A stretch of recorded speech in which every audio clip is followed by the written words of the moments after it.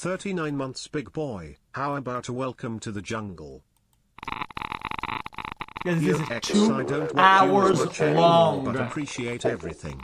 The content, bro. Chat, I have to be honest with you, chat. Because if I were to nuke my own content, chat, I could make a 10-hour video Felix, about my own content, and I would be right about canceling myself. Every streamer, we stream so much, chat, you could cancel anybody. We're all fuckheads, one or the other. It's too much time on camera. Guys, I'll watch the chat for 10 minutes. 10 minutes. A few people cried. Okay. This is cinematic.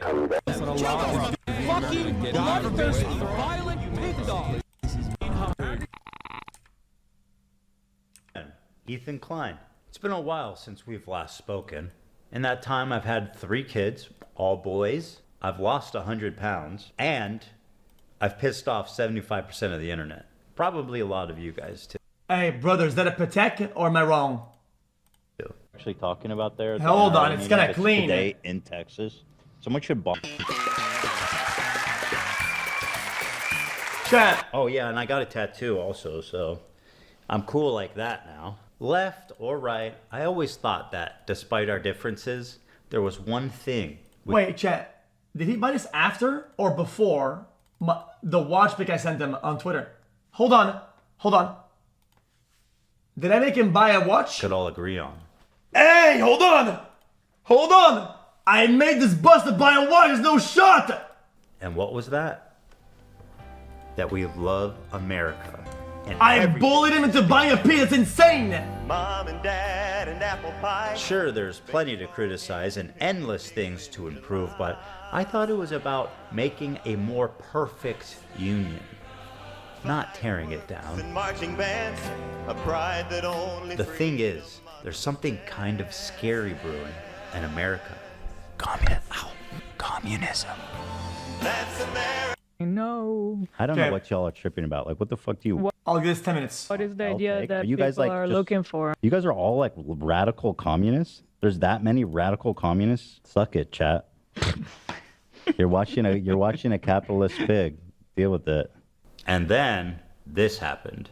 This comment from Hassan really started to sound some alarms in my head. If you're in a socialist country with multiple parties, and one of the parties is a capitalist party, which would surely exist. Yeah. What would you do if that party started gaining momentum? The solution to that would always be education and offering more Re-education?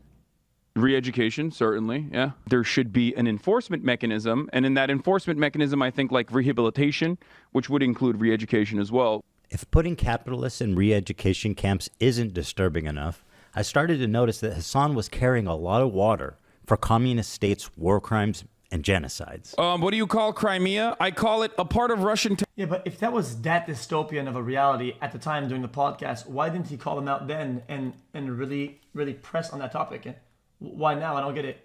If that idea is so radical and so insane... Oh, he did? Was that a big debate? Fair enough. Territory, bitch. That's what I call Crimea. I call it Crimea River, a Russian river. The annexation of Crimea is absolutely a justifiable annexation. Tibet was literally a fucking feudal slave mandate, like So autonomous zone. China did them a favor. That was one. I mean, in America, when I say something like this, people get very upset. You know, we talk about the Dalai Lama saying "suck my tongue" or whatever, but like that's not far from the norm in fucking normal Tibetan existence before the Communist Party came in and So took China over. unilaterally took over Tibet, Like these are their culture. They basically are trying to, homogenize the culture. If your culture, They're trying to spoil the religion and the identity. the part of feudal warlords and slavery, abolishing that, yes, I do think that is good. No, China did them a favor. This is a good way to describe Taiwan as well. The American federal government going into the fucking South and killing, unfortunately not all of them, but a decent amount of slavers and defenders of slavery. This is violent retribution from a powerful federal government that squashed, okay? Tibet is the South in the Civil War? Yes. and most disturbingly, a complete whitewashing of the Chinese genocide against their Muslim minority group, the Uyghurs. Really, Don't they have Uyghur death camps? Is that? it's not a death camp. They were re-education camps, and they are no longer in operation. Is that according true? to the Associated Press? Okay. I saw this But, yeah, crazy they're- documentary, and I don't know. I don't know the surrounding narrative or anything about it, but it was about there was doctors in the area. They would be able to procure organs. No, or- that's no. I'm telling you, they were in China with. Dog, that one is like Shen Yun, They're like, we Falun can Gong. get you an organ. From a Uyghur. But why is that? Is that really that crazy? The Associated Press quietly fucking wrote an article that didn't get a lot of coverage in mainstream media about how, like, okay, well, all the concentration camps have been closed now. Like, all the re-education camps are closed now in fucking Xinjiang, and it's like very different vibes in Xinjiang, and now it's the tourism hour. Let's see what the Associated Press actually had to say about this. These are all AP articles from the last 2 years. UK independent body reports China committed genocide in Xinjiang. China sanctioned a U.S. research firm and 2 individuals over a report about the human rights violations in Xinjiang. It's the tourism hour. To China's fury, UN accuses Beijing of Uyghur rights abuses. Tourism hour. Uyghur County in China has the highest prison rate in the world. 1 in 25 people is in a Chinese prison. It's the tourism hour. 48 Uyghurs detained in Thailand for almost 11 years. Not giving a main channel upload even a single day is so Chad. I don't know what does that make me look bad? I don't know what I just read. Are on hunger strike to protest their imminent deportation to China, where they face imprisonment or execution. Oh, you mean like I'm reacting to the video too fast? Yeah, I'm gonna be honest with you. I usually try to gauge it a little bit. The reality with this video, in my opinion, H3 wants to probably get as much traction on this as possible because I don't think he cares that much about this being like a content ripped. I'm just assuming. I'm assuming this is more like it's gonna made for that because these videos tend to get shared a lot and get reacted to a lot because this is kind of a reactionary piece to reaction content a lot of times. So it's like it's a 4-ply react. Not only does this AP article seem not to exist, reading the AP proved exactly the opposite. Hassan has happily eaten up the Chinese propaganda on this and has regurgitated it to his mainstream audience. Why is he defending China's genocide of their Muslim population? How does this even make sense? It only makes sense if A, he's being paid, or B, he has the political complexities of a 5-year-old. I know America Bad is a meme that people laugh at online, but with Hassan, this does actually seem to be the beginning and the end of his analysis. Two principles. I will agree with that. Okay, so far this is the only point that I because the other ones I don't understand them. I'm not gonna lie, it's far above my pay grade. Okay, I actually agree with that. Let me explain to you 2 principles that you should keep with you, coming from a person who's Turkish, okay? When you look at a situation in the Middle East, you look at what the local government is and who the Western forces are.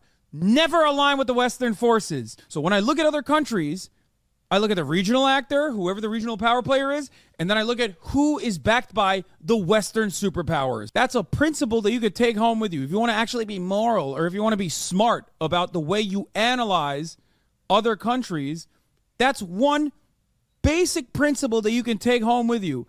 All of a sudden, magically, you are above on your foreign policy analysis. You're going to be better off than 90% of people that look at the situation. After seeing all of this, I was already getting uncomfortable with our partnership. Also true. I started to wonder if I had any idea who this guy actually is. And then this happened. We have breaking news out of Israel this morning where Hamas has launched a surprise attack within Israel's borders overnight. After the shock of October 7th, I noticed a huge increase of anti-Semitic comments from Hassan's stream and Discord. I said true, but I didn't really understand it. I had to go back. I don't know what you meant to me. Including from his head mod. I was disturbed that Go back. Sorry. October 7th, I noticed a huge increase of anti-Semitic comments from Hassan's stream and discord, including from his head mod. I was disturbed that Hassan was seemingly okay with this. And you do you care that your chat is calling me racist? Do you make any attempt to modify? I have not looked at my chat. Moderate that at all? I have not looked at my chat at all, but you I have just to opened it, but don't you have moderators? Do you care at all about what your audience says about me? There's 32,000 people in here right now. I'm just trying to tell you guys how it feels. Okay, guys, I'm gonna give you guys an insider perspective, chat, about how stream works, chat, and how this works. Okay, this is not gonna be a defending anybody. This is actually more of an attack. Okay. Because of how good the filters are these days with moderation, okay? Hold on. Okay?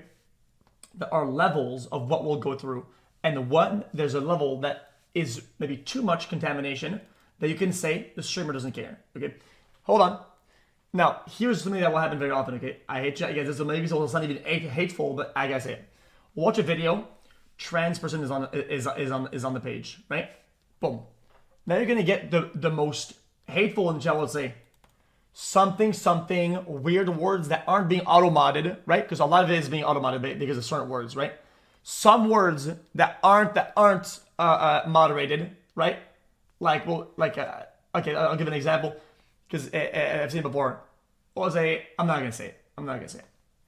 But regardless, right? Now those will go through the auto-mod, because auto-mod doesn't know, right? Like, if that word is being used in that way, then mod will put a filter on that. Okay.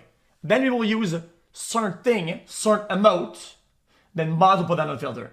But at one point, there comes a point, right? After all these layers, there's still going to be a little bit of hate left because of some ambiguous use of emote, like, we don't know what they're saying. They're saying, see, exactly like this. Like Monka laugh, do they mean everybody's getting banned? I don't want to get banned.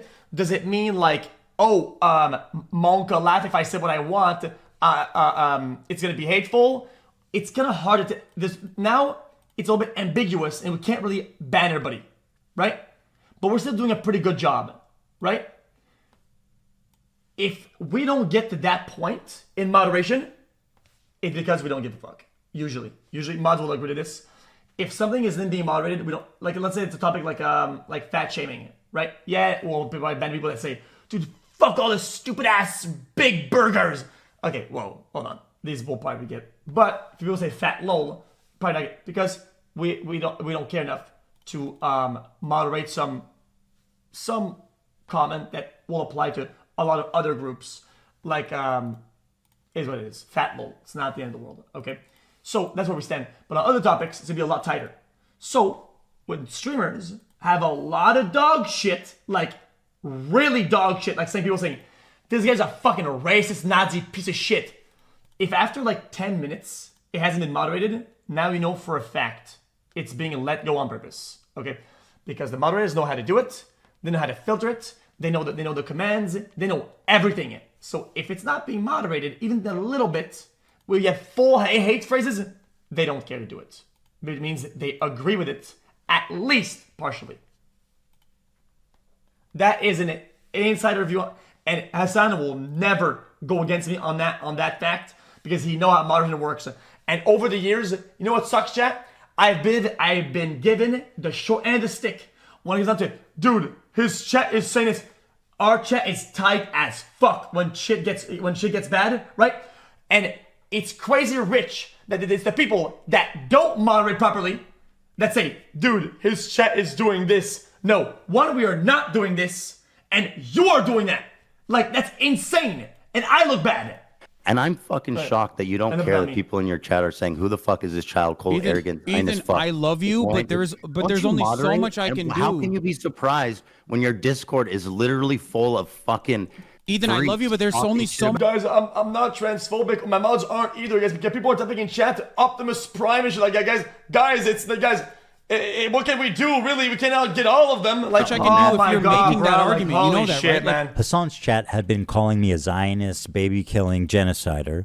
Maybe it is unreasonable that I'm asking him to moderate his chat for a friend. He doesn't even know where I'm coming from because it's not something he would ever ask for. And all these other content creators actually, whipping their communities when their chat is going fucking absolutely bananas over random dumb shit and bringing my name up for no fucking reason. That you were just allowing that shit to run rampant in your chat, and I thought that was fucked up. Ethan, I love you, but there's only so much. Hey, you wanna know what runs rampant? Because I don't care to moderate it. Because when it came down to sly comments that are kind of memes or funny or whatever, I didn't think early on anything that would be like a bad thing. Like, oh, he's gonna think this is hateful, but then he did it. But then I was like, wait a minute. Now I'm doing people a favor that they don't even do to me. Now I'm moderating something on good faith, and I go to their chat, and where's the good faith? Holy shit! Now I was gaslit for years into giving everybody good faith, everybody moderation, everybody's locked the fuck down, and I go to their chat, and nothing is moderated at all. I'm being shit on like left and right, and that's the main problem. Much I can do, especially as someone who thought we were fucking friends. I think that's yo, guys, this will come all the way back, chat, to the Among Us era. Okay, you would go to my chat, and people would say like this guy one emote. They would say this person sleep or something like that, and we moderate a lot of it, right? So some bits would come through, right? It would say your chat is bullying me. You look at your chat, they're saying this emote. I'm like, okay. Then I end the stream, I go to their chat, I look at their live chat, right? People are like, this fucking bitch-ass French Canadian cut mother sucker, let's fucking punch that piece of shit, motherfucker. And it's just, and they read it, react to it, and it just keeps going on. And I'm like, what? Wait a minute, I'm moderating an emote, and you're not moderating full phrases. What the fuck is this? Reasonable expectation for someone who you consider to be a friend. The problem wasn't that he was pro-Palestinian, because I share a lot of those views, and I've been a stalwart supporter of the Palestinian cause for many years. The problem with Hassan's coverage, and a lot of people like him, was their complete lack of empathy for the Jewish people who were frankly slaughtered by Hamas. He refused to show even a crumb of empathy for the Jewish victims. But listen to what this guy has to say. As you might have seen, there was some sort of rave or desert party where they were having a great time. Media fucking sucks. Coverage sucks. Everything sucks about online and media. It's always like this group of people are doing this, right? And everybody says, oh, now we don't like these people. Now we don't like all of them, whatever. Bro, a lot of people that are getting hate and shit like that are like random fucking civilians. A lot of them live abroad in America, and they're just getting shit on for fucking what? Like some Israeli family, like that immigrated fucking decades ago, like in America, just having a meal, and people are like, fuck you guys, fuck you, and your flag, and whatever, fuck you! Like, bro, we're just fucking, we're just eating dinner, like, what the fuck? Until the resistance came in electrified hang gliders and took at least several dozen hipsters. But I'm sure they're doing very fine despite what the New York Post says. But nobody had seen this coming. I mean, that's insane, right? I don't even... Yeah, okay. What? Wait, hold on. Huh? But I'm sure they're doing very fine despite what the New York Post says. But nobody had seen this coming. I mean, that's insane, right? I don't even... Yeah, okay. Like... Okay. I'm just criticizing people. You don't have to comment if you're not comfortable about it. I honestly felt at times that he and his audience barely thought of Israelis as humans. But this dude just called babies militants. No, I understand. And there are baby settlers as well. But there are baby settlers as well. There are babies in the settlements. Like I It's part of running defense for... And then the argument will be, guys, when it's America, okay, the argument is the government's never good enough. You can always criticize for them to do better. And you can always whatever, right? And, oh yeah, I'm allowed to have anti-American sentiments and say whatever because we need them to do better. But when it's about other issues, other political issues, whatever, oh no. Wait, hold on. The side that I'm rooting for is doing some dumb shit, whatever. I'm not gonna call it out. No, you can always call out and criticize, even if it's your side, whatever. It doesn't matter. Bad actors are in every group. There's not a single group on earth that doesn't have bad actors. Everybody has bad actors. Call them out. For Hamas what about it? is downplaying it helps you to the do it. violence, specifically the sexual violence, which he's done a lot of. Doesn't matter if fucking rapes happen on October 7th. Like, that doesn't change the dynamic for me even this much. So that's the other part of this problem that many people that can't And I called this out when it happened. Just contend with. Like, the Palestinian resistance is not perfect. They're not, like, so good. They have magical bullets. The Palestinian resistance is not perfect. They're not, like, so good. They have magical bullets. Is not perfect. Of course, if you compare the raw numbers, Gazans have lost a lot more than Israelis. 40,000 people have died, and neighborhoods have been completely flattened during this war. And while we should keep their plight at the top of our minds at all time, it also doesn't mean that we should disregard the lives of the Jewish people who are also affected by this, even if their suffering on the whole is not as great. Some of you may know that I'm an Israeli dual citizen. My wife is Israeli, my kids are half Israeli, and my entire in-law is Israeli. I lived there for 5 years, and I grew a closeness with the country and its people. One of the biggest issues between me, Hassan, and his community was that I am in favor of a two-state solution while they are in favor of a one-state solution. Their theory is that after the October 7th attack, don't ask me Israel what I'm should just for. dissolve its borders and let Hamas enter Israel unrestrained. Borders. What do you think Israel should have done in response to October 7th? Instead of 5-head Landia. If you know, you know. Is what it is. Guys, Harvard sent a taxi. I refused. indiscriminately But next time bombing they send Gaza, it, I'm not I refusing. think the first thing to do in that situation would be to dismantle the government in the way that it existed, like get Netanyahu out of power. Okay. So you're saying Israel in 85%. response... Hold on, dude. You're saying in response to this terrorist attack, Israel should have dismantled their own government. First set of actions would be to democratically take Netanyahu out of power. Yes. The problem is that Israel's been at war with its neighbors for 70 plus years, and it makes a lot of sense that there be some distrust there. Is it really insane to think that Jews, as an ethnic minority in Israel, would not be safe? After all, Israel is a country of refugees. If the Jews didn't come from Europe after the Holocaust, they came from the surrounding Arab countries that I'm gonna keep it a buck, chat, guys. I will keep the historical things, chat, to the historians and shit, because I don't know what the fuck. Chat, this conflict goes back like fucking 900,000 million years, okay? Where the dinosaurs were still fucking walking. I don't know. I'm not gonna make any conclusions about it. I don't know it. I don't know it. them in massive amounts following the 1948 war. In fact, there was more Jews displaced than Palestinians during the Nakba. 1 million Jews. All of these surrounding Arab countries had vibrant Jewish communities in huge number, hundreds of thousands. Now, if you look at them, you're looking at close to, if not literally, 0 Jews left in these countries. Just to give you an idea, here's a visual representation of the Jewish refugees after 1948. Morocco had 265,000 Jews. Now it has 2,000. Algeria had 140,000. Now it has about 50. Iraq had 150,000 Jews. Now 10. And I want to give a special shout out to my boy over in Afghanistan, one known Jew. We know him. We love him. He's the one Afghan Jew. They were forced to leave their homes, their lives, their property, and migrate to the only place in the world that would accept them, which was Israel. The irony of this whole situation is that after the 1948 war, when Israel won the war to declare its independence, the Arab countries got super anti-Semitic against their own Jewish citizenry that had nothing to do with Israel.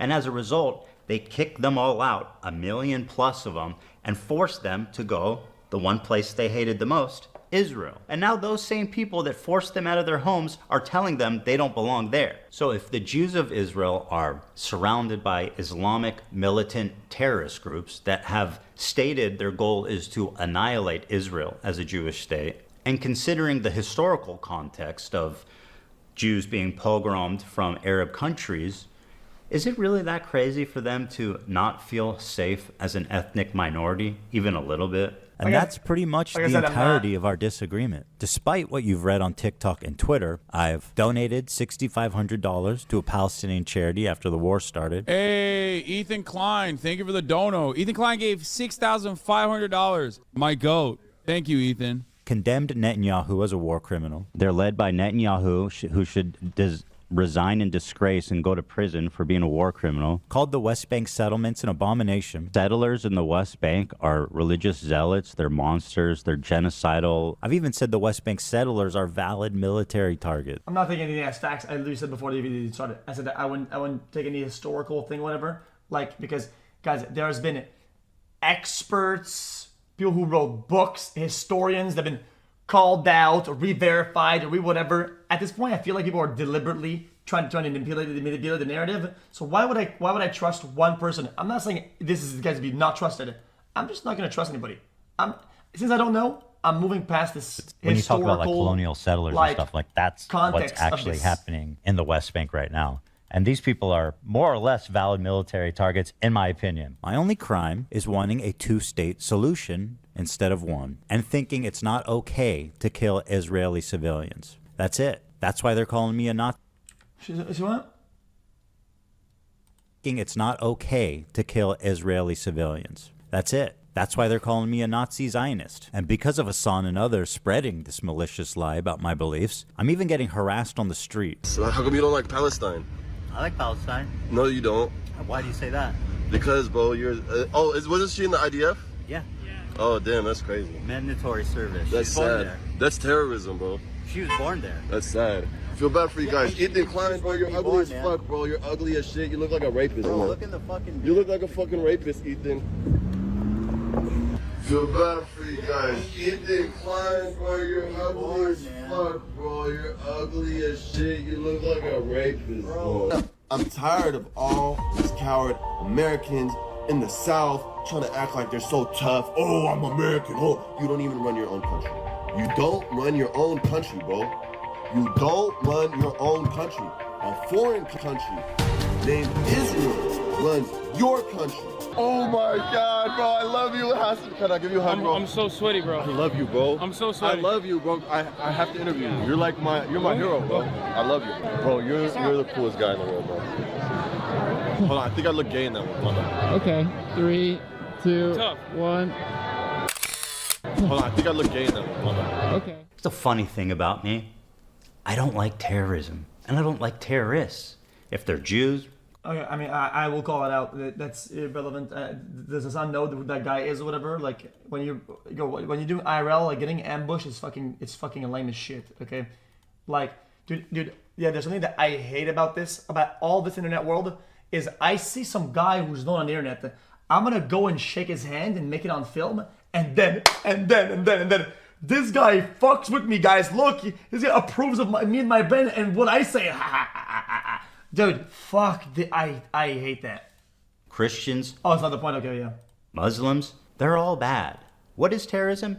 It's intentionally targeting civilian population for political goals.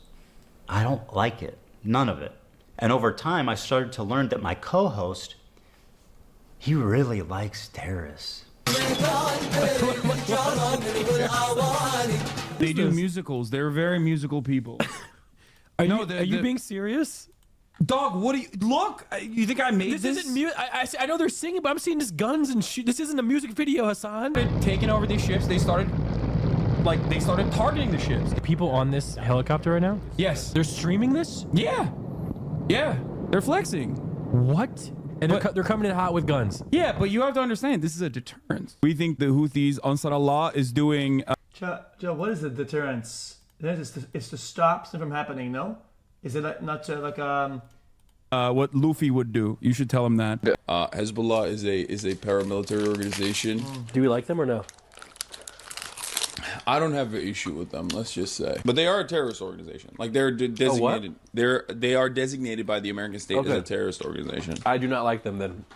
Well, he is regarded as a pretty brilliant person in terms of like everything that he's done. Then I saw clips like this where Hassan is explaining how he's hiding his power level to funnel in normies into radicalization? I think that in the short term, in order to combat against that, you have to advocate for a much lighter form of propaganda. You want America, in the way that I feel about it, and if you want America to get out of the way for places with more revolutionary potential to do what they would normally do, I think that, you know, one thing you have to do is advocate for a lighter form, while simultaneously still doing agitated propaganda that goes beyond, you know, social democratic ideas. I just wanted to put emphasis on I don't know what I was the exact point of the so-called radicalization funnel, where, for example, Hassan and JT catch them while they're young, as they say, and then they start looking into this new idea, etc., and then move forwards through the funnel, get more and more informed, get more and more radicalized. You do your part in the funnel for the cause, or whatever the fuck you want to call it. You're doing, in my modest opinion, a great thing for the cause. Now listen to Hassan during our very first conversation lie to me about how he's a social democrat to hide his power level. We should move towards a Sweden-style economy or a Norway-style economy, which would be a social democracy. You have to advocate for a much lighter form of propaganda with robust social safety nets. Called radicalization funnel, catch them while they're young, as they say.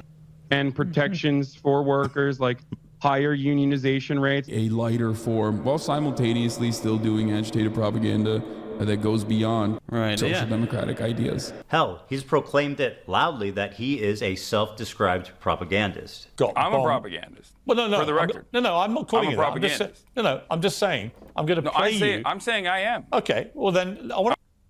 Well, I think it is out of context anyway. I think this is like probably something where it's his definition or whatever, and it's whatever, and it's like a no. I'm saying I am. I just before want to you even play it. A propagandist is much more than someone with a bias. It's someone who knowingly lies to further. It's not, guys. Yeah, this has to be. I'm telling you, I remember seeing this. It's like irony, whatever, to simplify the topic at hand or some shit like political agenda. And then I had a terrifying vision. Had I been duped? Was Hassan presenting a Trojan horse to my community, where he was just a left-leaning Democrat like myself, and as he said in the previous video, was funneling them into radicalization and turning them against me? Liberals are some of the easiest to manipulate people. Okay, the debunker, which is live. Alright, guys, I'm the debunker. Then fucking link it in. Hassan and Morgan Piers. Well, not the battle. Don't take my word for it. Thank you so much for having me on your show. And let me explain to you. You know what shouldn't happen? Believe in collective responsibility. People have died because in the West Bank, settlers that are occupying Palestinian territory in violation of the international law, settlers who are doing an act of colonial terrorism, and this is not my statement on it, this is international law, transcripts, that are doing horrifying things by simply just existing there and maintaining the presence with an occupying force in the form of IDF, who is ritualistically humiliating Palestinians in a propagandist. Because I want to play you. This was your reaction to when the hospital got I'm bombed. a propagandist. Well, no, for the record. I'm not. Let's look at the context entirely, I think. In whatever stenographers, and yet when it comes down to it, in most circumstances, in whatever conflict we may be in, there are stenographers for whichever party is aligning with the American State Department and the interests of the West in general. And Israel happens to be the one in this ongoing conflict. But it's interesting that you call me a propagandist, because I want to play you. This was your reaction to when the hospital got I'm bombed. a propagandist. Well, no, for the record. I'm not calling I'm a you that. propagandist. I'm just saying. I'm going to play you. I'm saying I am. Okay, well then I want to. I'm saying I am. I just before want to you even play it. Okay, I'm going to play the clip. This is your reaction to the bombing of the hospital the other night. While I was in the process of getting ready for the stream, Israel enacted one of the singular worst strikes they have done thus far. Can I watch? And an Israeli airstrike hit the Al Ahli hospital in Gaza City, where thousands of civilians were seeking medical treatment and shelter from the relentless bombing campaign. Now, interestingly, when you were saying that, I was coming on air too. And I took a position based probably on 30 years of being a journalist, running major newspapers, working at CNN and others, of waiting, of just saying, I think we should just wait and see what has actually happened here, get clarification, see who's actually to blame before we start passing judgment. You raced in to assume, as many people did, by the way, including the New York Times, BBC, mainstream media, and of course most of the Arab world then followed, that this was clearly, indisputably, an Israeli airstrike on this hospital. And yet all the evidence now suggests... I think I still stand, unfortunately. I feel like it's still a thing where, like, if that's his definition of propagandist, then yeah, I'm a propagandist type argument. It's like some irony of like, oh, if watching a clip when it comes out, propaganda, then yeah, I do propaganda. I think that's what's up here. Yes, very strongly that it wasn't. That in fact, this was a rocket that misfired coming from a terrorist group inside Gaza. So my question for you is this: Why would you go that far, Why Piers. would you be so certain in what you said before you knew? Okay, guys, it's like somebody said it. Oh, by the way, you're an abuser because you fucking yell in comms in Overwatch or in fucking Marvel Rivals. When you yell, you're verbally abusing. You're an abuser.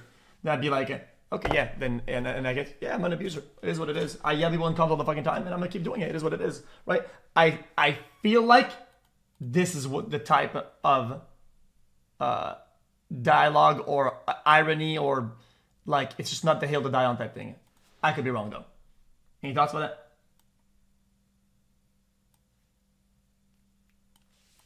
so first and foremost, before we get started on this conversation, let's understand something very important here. There's no electricity in Gaza. Internet is patchy in Gaza. Yeah, I don't know. I'm willing to remodel my view On on the this. fucking planet, dude. I learned how much he hates liberals. Dude, I hate liberals, dude. I hate them. I hate them so viciously. Did he secretly despise me this whole time? I'm sorry, dude. I hate liberals so much. Did this man sit next to me for 2 years and pretend to be my friend? Dude, liberals are a burden on this planet, dude. Liberals are the most, like, scummy, vile, fucking idiots. Liberals are incredibly stupid. I hate these petulant liberals, dumb fucking liberals. What else is someone this sociopath? Dude, if you're on the left, okay, and you have goals and shit like that, and the people on your side are doing fucking dumb shit that it discredits the entire movement and the entire ideology, then yeah, you can still call them out even though you're on their side. That's fucking fine. There's no problem with that. Capable of. Liberals are some of the easiest to manipulate people on the fucking planet, dude. Was I being manipulated this whole time? That was my fear anyway. Regardless of his true beliefs, that broke my trust in him, and I pretty much ended the show immediately. And I felt guilty for my participation in mainstreaming Hassan. And for that, I apologize. I should have done more research, and I should have looked more deeply into who I was getting in bed with before they gave me chlamydia. Sorry, Hila. Over the past year... Liberals are right-wing? What?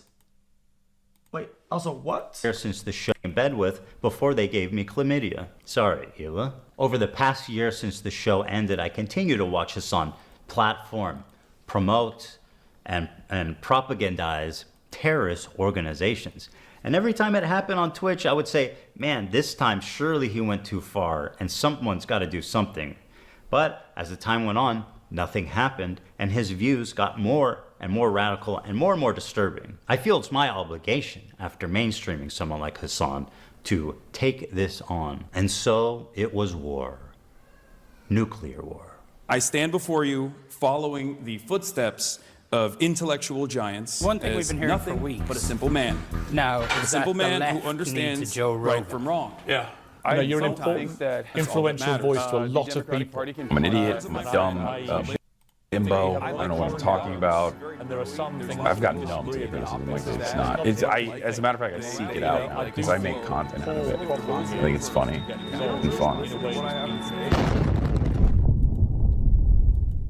And there are baby settlements as well. Can you just shut the fuck up, bloodthirsty, violent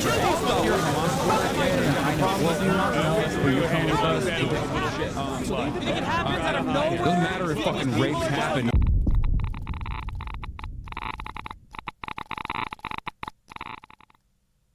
Thank you to ExpressVPN for sponsoring this video. ExpressVPN, the marketing team, free months or and while at Twitch HQ, the marketing team is strategizing on a new advertising vertical. My friends at Twitch headquarters, Oh, no. the executives, the influencers, Hassan, nice to see you, Frogan, front row. I am here to present to you an extraordinarily exciting opportunity. We have not tapped this market yet. Now, don't panic, okay? Because you're gonna wanna panic when I tell you, but listen and learn. Who's billions of dollars, eager to spend it? And what, people are too cowardly to reach out and take the money? Not. Okay, yeah, is this a Chevron thing? Terrorism. Twitch is perfect. You could broadcast it straight into the veins of 18 to 35-year-old men. So here's what I'm suggesting. Hassan Piker. Yeah, we'll get drinks after the show. No, you. He's such a great guy. No, you. Give it up for Hassan. I get it. Hassan. Comes with a price. Chow Chows shed all your... Very cute, by the way. But those are expensive. Guys, I understand this part of the video. Islamic military group. They're known for their cruel. Good friend Luffy here and his organization, the Houthis. And yes, this is what it looks like. They are hiling Hitler. The Houthis are an Islamic military group. They're known for their cruel measures, forcibly recruiting child soldiers, shelling civilian areas, and blocking food from entering already famine-ruined parts of Yemen. They've also set up landmines in agricultural spots, making the fields virtually worthless. Women have virtually no rights, and homosexuality, of course, is punishable by death. That lines up with leftist values. Now, just how little rights do women in the Houthis' Yemen have? Well, according to this, there's been 1,181 violations committed by Houthi rebels against women, including torture, rape, and murder. So, not great. The Houthis have a very wholesome flag, as you can see here. It says, translated, Allah Akbar, death to America, death to Israel, and a curse upon the Jews. And that's all of them, not just the ones in Israel. And of course, victory to Islam. I get amused when these terrorists are like, we hate Jews. We want to kill Jews. And then people like Hassan are like, you're fucking racist for saying that they just want to kill Jews and that they're terrorists, man. What you meant to say is Hezbollah is Muslim. You're not thinking deep enough about this topic. My criticisms of the Houthis' slogan do not factor in to what they are doing. Of course, it is anti-Semitic, but contextualizing it matters. Yeah, it's really interesting because like that is such Western-focused propaganda. Like for a Palestinian to arrive at anti-Semitic opinions. Well, I don't think that there's a way to contextualize that. Both hands emoji, caught emoji. I don't think there are some statements that are bold by themselves that are incontextualizable. Okay, they don't need to read Mein Kampf.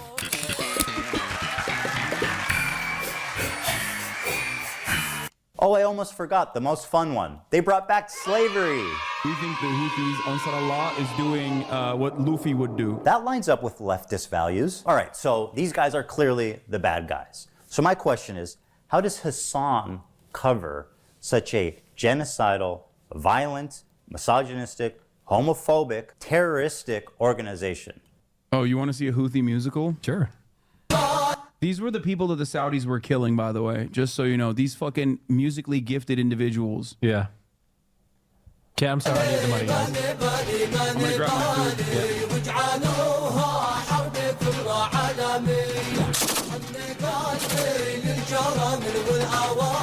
I'm so confused. What is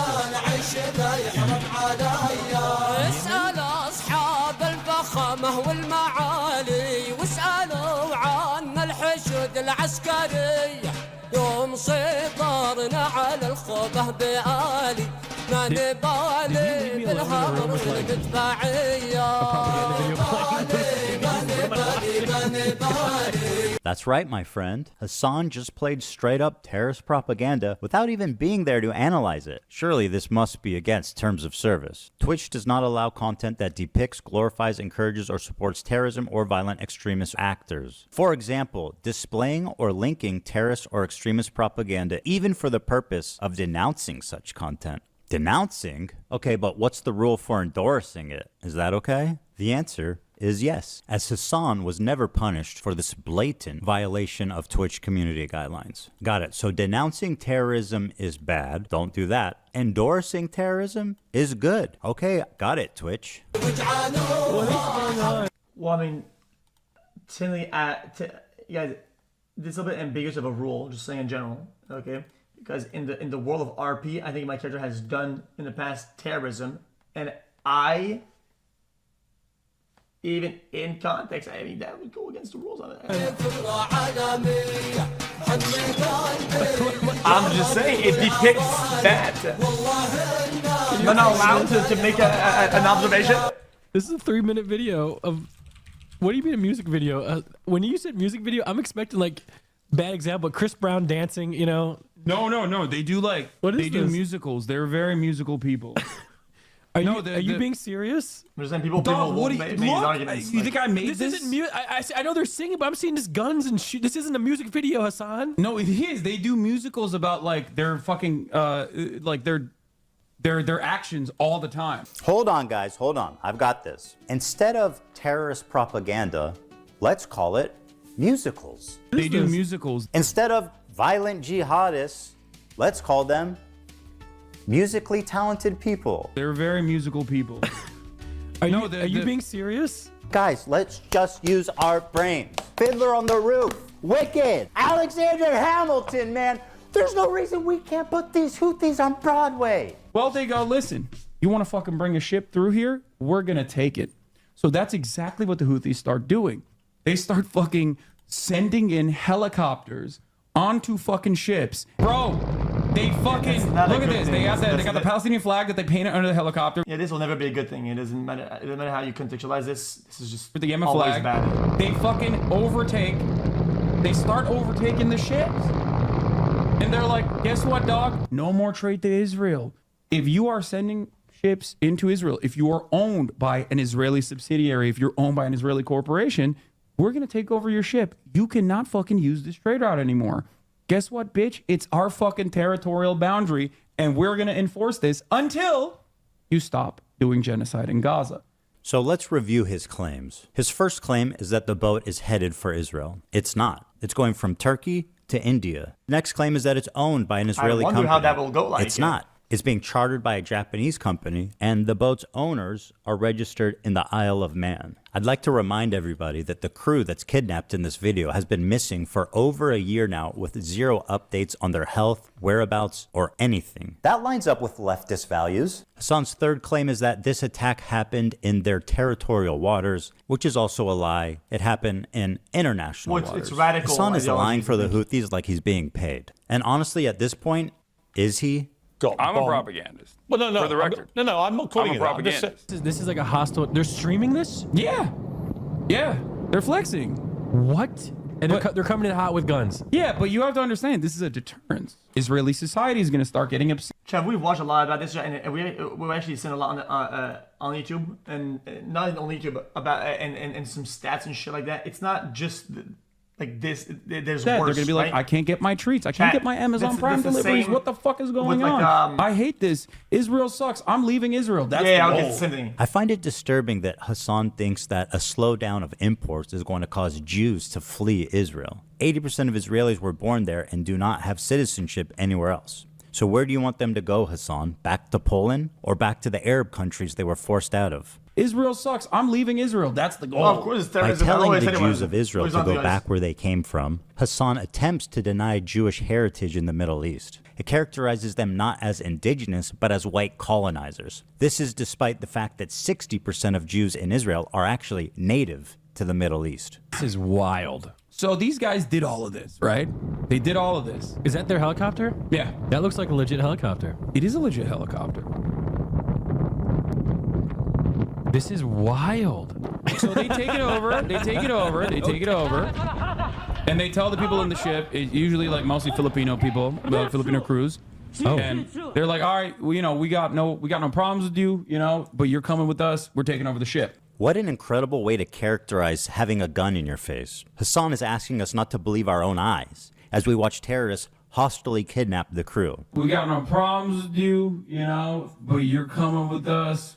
Yeah, no problem. But you're holding a gun in somebody's head. Okay, but what would you say if these guys? Of course they can't be armed. Fucking bullshit laws and whatever the fuck. What if these guys had fucking rockets and shit like that and fucking guns on board, right? And they saw the helicopter landing and they blew that motherfucker to pieces. Then what would be the narrative? Would it be, oh my god, weird ass terrorist guys on board or blown helicopter? No. Yeah, exactly. I'm just saying. The narrative, like once you start justifying it, one act of terror, one bullshit. Well, you can apply it in all the ways. Then at that point, we're taking over the ship. It's why you don't do it.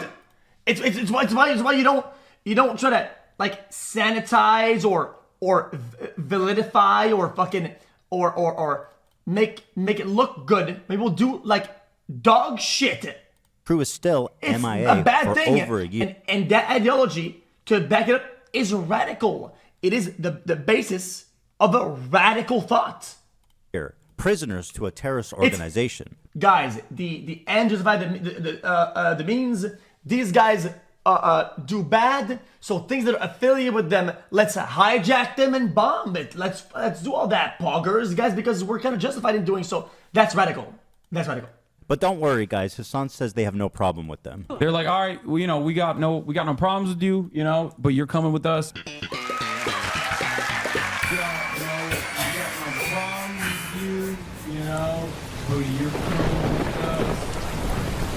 This is a 3-minute video of... What would you do? What do you do in a music video? What would I do? I don't know what I would do. I don't know. But not that. Does that make sense? I think there's a lot of solutions and things to think about, right? And you can find some that might work, but you could definitely also find those that are just absolutely bad, and that's bad. When you said music video, I'm expecting like... are you being serious? I know they're singing, but I'm seeing just guns and shit. This isn't a music video, Hassan.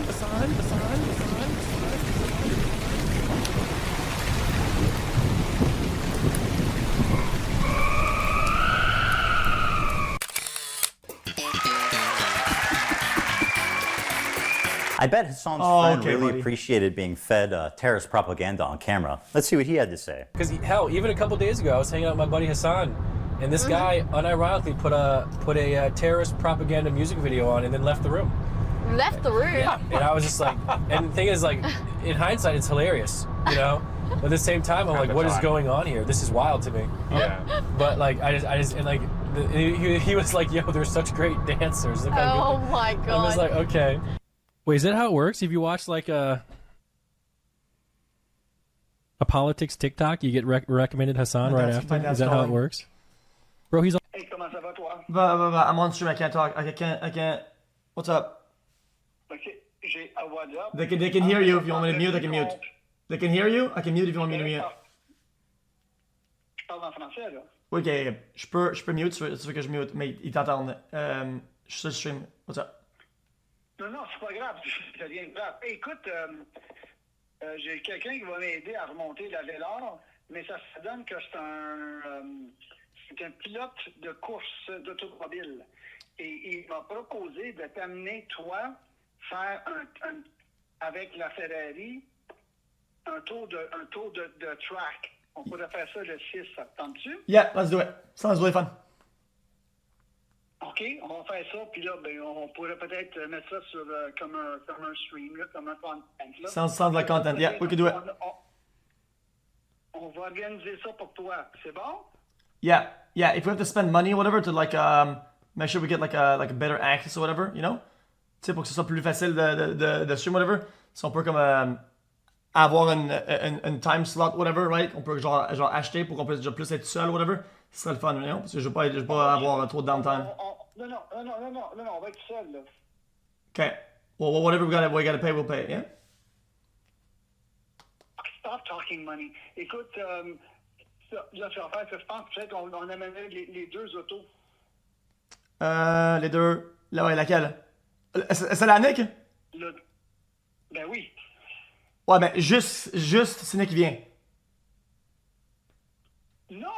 Non, pas toi, que toi tu peux essayer. Yeah, mais le char, je veux pas l'endommager. Whatever, regarde, fais comme tu veux. L'affaire, c'est que moi, j'organise ça pour soit le 6, soit le 7. Ok, 6 ou 7. Ok, excellent, merci beaucoup. Ok, mais c'est bon. Ça va être de la fun pour tout le monde, je pense. Yeah, it'll be a lot of fun. Bye. I agree, love you, bye. Bye. Bye. Oh, shit, I hang up on him. Sorry, then. Yeah, 6 or 7, he wants to do like a track stream, whatever. Because one of his friends like a pilot or something like that. Because he's gonna be and pick up the car. My old car. It's all over this page. Also, the banana, but yeah. That's crazy. Click it. Dude, Hassan be saying some wild stuff, man. So I don't know if we can. Here's another incident of Hassan enjoying some Houthi propaganda.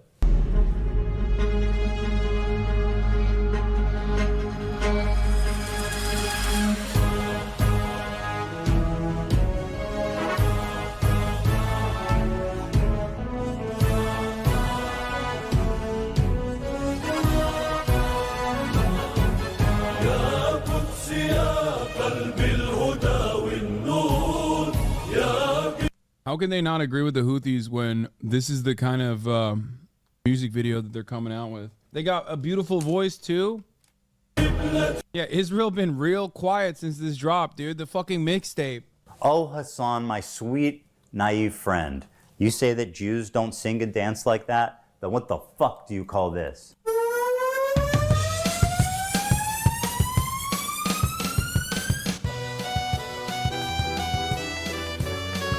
That's right, bitch.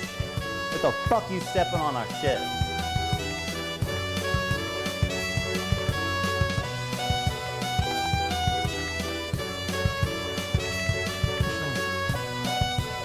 Yeah, Israel been real quiet since this drop, dude. The melody is pretty hard, that's all I'm gonna say.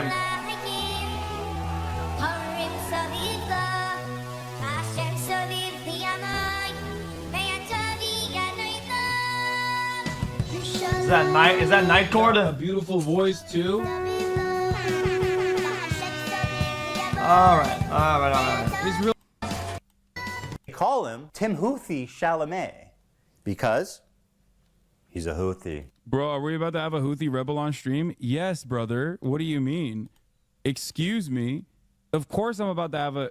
I'm a journalist, okay? This is journalism. It's so weird. It's so weird. Motherfuckers want journalism, and when I'm trying to do journalism, they go, why are you doing that?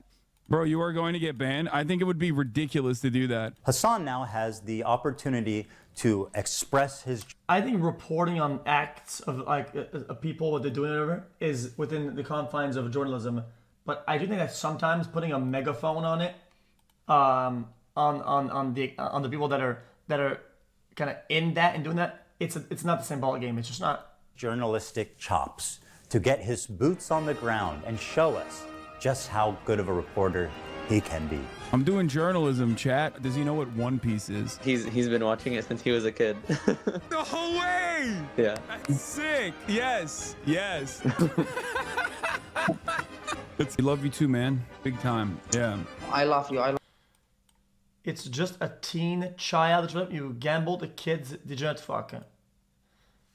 Lumai666. Probably one of the smartest chatters. Wow. Look at this guy.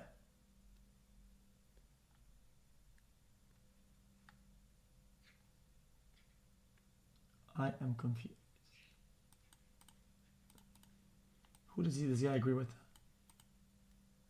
I love you so much. We're big fans of the Yemeni music videos. Why is that I'm asking about the knife. The knives are sick. What's up with the knives? You know, the curved knives. If one of those knives comes out in front of you, it's not going back until it has blood on it. Oh, okay, my bad. Well, I mean, I think it's cool though. That's so crazy. So they're just chilling with the captains? Like, I don't understand. The crews on these ships, and they like win them over with their charm, and they make them hate America and the U.S. government. That's so funny. I'm a journalist, okay? This is journalism. It's so weird. It's so weird. Motherfuckers want journalism, and when I'm trying to do journalism, they go, "Why are you doing that?" What do you mean? I'm just chilling. We're just having we're just vibing. Yeah, we're just vibing. We're vibing big time. Hassan uncritically interviewed this kid for about an hour. It was the most brazen display of disgusting terrorist propaganda that I have maybe ever. It's not a brave take, but I've always told you guys, I fucking hate piracy, people who hijack ships, people who do all that, people who forcibly do shit and then push their political agenda onto like civilians driving the fucking boat because they work for a fucking company or some shit. These people have families at home and shit. Like these are random fucking civilians. Like what a joke, dude. Ever seen and what? Like, you're not fucking Batman. You're a fucking loser. Holy shit, man. Okay, like, brother, like it's insane how you justify it. Like the hijacking and the forcibly holding guns and killing people. What if these guys fired back? What if these guys fired back? Then would you be mad? You're not allowed to be mad because they'll be going to do self-defense at that point. Western media. What has happened well, to? Can't, though, because does he know what has happened to any of the crews? Like I heard they. Hassan almost asked a good question, but it's actually leading to the most obscene part. Who the fuck is Luffy, man? He's saying he hasn't spent much time with Chinese people, but one of the captain was Chinese, and he did caught with them, and he danced some music with them, and he was vibing. So he likes him, yeah. So what? I mean, what? That's so crazy. So they're just chilling with the captains? Like, I don't understand. Ask yourself, why is he able to hang out with the captain and the crew of this pirated ship? Why would he even have access to that? Hassan knows why. Of course, he is a Houthi terrorist. Instead of challenging him and demanding more details about these kidnapped and missing people, he just runs defense for this guy, acting like he doesn't know why that would even happen. He's saying that they win over the crews on these ships, and they like win them over with their charm, and they make them hate America and the U.S. government. That's so funny. It is super funny, the idea of kidnapped crew members who are being forced, probably at gunpoint, to do some death to Americas and maybe some curse upon the Jews. And frankly, the callous disregard for the well-being of the literal hostages is shocking, even for somebody that loves terrorists. That's so funny. Is there a KFC there? They're everywhere. I don't think there's a KFC in Yemen, dog. He says they have two. Oh, they do have KFC in Yemen? That's crazy. Okay, that's sick. Is there a KFC in Yemen? No way, dude! Holy fuck! There's a KFC in Yemen! He's just like us! What Luffy would do. You should tell him that. You guys all remember Luffy's flag, right? Now, I'm only halfway through that show, so maybe I just haven't come to it yet. But I do not remember Luffy's flag looking like this. Predictably, there was some blowback after this interview, and Hassan went immediately into damage control. Hey! Draxtex! Yo, Bayzed, he's watching me play. Look, chat, that's me right there. Like, you see? That's my haircut right there. And he's watching me play Draxtex. I feel so fucking bad, man. You probably never watched an actual good win on that game. Rewrite history. Oh, good though. He said that he was just simply a Yemeni person and not a Houthi. Yeah, I mean, we don't even know if he's a Houthi or not. He's a teenager in Yemen. The dude is neither a Houthi, nor a terrorist, nor a pirate, is not a Houthi rebel. They didn't fucking call him a Houthi either. You want to know why? Because he's not one. He's not a Houthi himself. He's not a pirate, but... you know, I don't think he's not a pirate. He has reiterated the position that he is not a Houthi. Trust me, bro, I'm not Houthi. Be for real. You sucked him off the entire stream. Not even a Houthi military. Yeah, but the premise before they made the meat or whatever, and then the explanation and the everything, all the context, at that point it doesn't even matter. It could be an actor for all we care. It still says a lot about the actions being taken and what Hassan was trying to do at that point. It doesn't matter. The guy could have been a little actor. It doesn't matter. Or anything like that. When I interviewed the dude who they still to this day call a Houthi terrorist. Tim Houthi is not even a fucking Houthi. I thought he wasn't a Houthi because he's not. No, he was just some fucking Yemeni TikToker. Random fucking Yemeni teenager. Didn't you brand it as him being a Houthi interview, though? Bro, are we about to have a Houthi rebel on stream? Yes, brother. What do you mean? All right, let's just take Hassan's word for it and assume, okay, this kid is not a Houthi rebel. He's just some ordinary Yemen teenager. Let's go ahead and take a look at his social media and see if that lines up. All right, let's see here. Tel Aviv will burn in the coming hours. Ready for sacrifice and eager for martyrdom. Maybe he's talking about football? Here he is singing a song with the words, "Do you threaten us with what we are waiting for, son of a Jew?" Meaning of Houthi is a title, and it's not something to fear, but for the Jews. They are very afraid of this title. The execution we will carry out on all Zionists, with the lovely depiction of a man impaled through his asshole and out of his mouth with a pike, or how Hassan likes to say it, a pike for a cut. Okay, why would he retweet this article called "Houthis Use Social Media to Boost Global Prominence and Support"? Israel falls. Wait for the new operation in Tel Aviv. The Jaffa drone, which no Israeli defense can stop. The ships we bombed and sank. I know the red arrow is supposed to be a cool military Hamas thing. This is a butt plug. Just saying. To every Zionist, I will put this into your stomach. And let me state the obvious. Jew and Zionist is clearly interchangeable to this guy. Okay, but hating Jews doesn't make you a Houthi. Are you a soldier? Yes. That seems pretty definitive. Chat. You know what makes you a Houthi? Being a... I don't think there's anything new in this video or anything that's been presented in a way that I haven't already looked at and called it out, like, for that being that. Like, I think this is all within... At least one of the two of them is being honest about it. No way! Legitimately. Sick. Yes, that's fire, and that's so fire. Oh my God, we think the Houthis is doing what Luffy would do. I think we got the point. They're tweeting an image of... Guys, this is more, guys. I'm gonna stop watching it right now. Maybe I'll finish it later. Guys, this is kind of like a content cop, whatever, for like Normandies that haven't watched or don't know about any of this, whatever. Because guys, every time any of this happened, we've watched like clips and context and reacted. All this is like almost like the whole year summarized. Oh, there's new things. A Jewish person on a pike. I don't understand what this problem came. People would rather watch me full screen cam do the fucking worm than watch your Do prime, that. than watch. Man, it's a... Oh, okay, sure. I mean, that... Really, dude? Really, you're gonna post the worm? Really? Okay. Can't be approached with nuance because he is a teenager in Yemen, dude. Talk about the bigotry of low expectations. He's a kid in Yemen, dude. What do you expect? Of course he's going to want to put a pike through a Jew's asshole and through his mouth. That's just what kids in Yemen are like, man. And also, what do you mean? It's just a person on a pike. There's no Jewish person on a pike on that photo, unless I saw something. 1 hour more of this. Unless I saw something different. Hassan claims this isn't even a Jewish person on the pike. How exactly is a naked, piked person supposed to look like a Jew for you, Hassan? You know what? You're right. Let me make it a little clearer for you. First, he needs a bigger nose, right, Hassan? Of course, he needs a yarmulke, the curly things. Oh, look, Hassan. He dropped his dreidel. He must be Jewish for sure. Or, you know, you could just read what he wrote, you dumbass, liar, terrorist-loving, propagandist piece of shit. This is why this entire conversation is fucking idiotic. It's not a Jewish person. He said, this is, I think if we're, why am I held accountable for some random fucking 19-year-old in Yemen's tweets? What is happening? How many steps removed are we from this situation? 0? I mean, you platformed him. Do you not remember? Did the check not clear or something? When faced with fair criticism for his coverage of the Houthi Luffy, he has a total meltdown. Fair criticism. If you make a big zoom in and you pause the stream to make a big segment about something, it's hard to like walk away and say, and wash your hands and say, why are we even bringing up this person or whatever? Well, I mean, you're kind of the one who showed them the way on that. I fucking despise all of you, dude. I do. I really do. I hate all of you. You successfully got me to talk about this, and my patience is running thin on this matter. The endless selfishness, the untapped well of American selfishness and American individualism is in full display.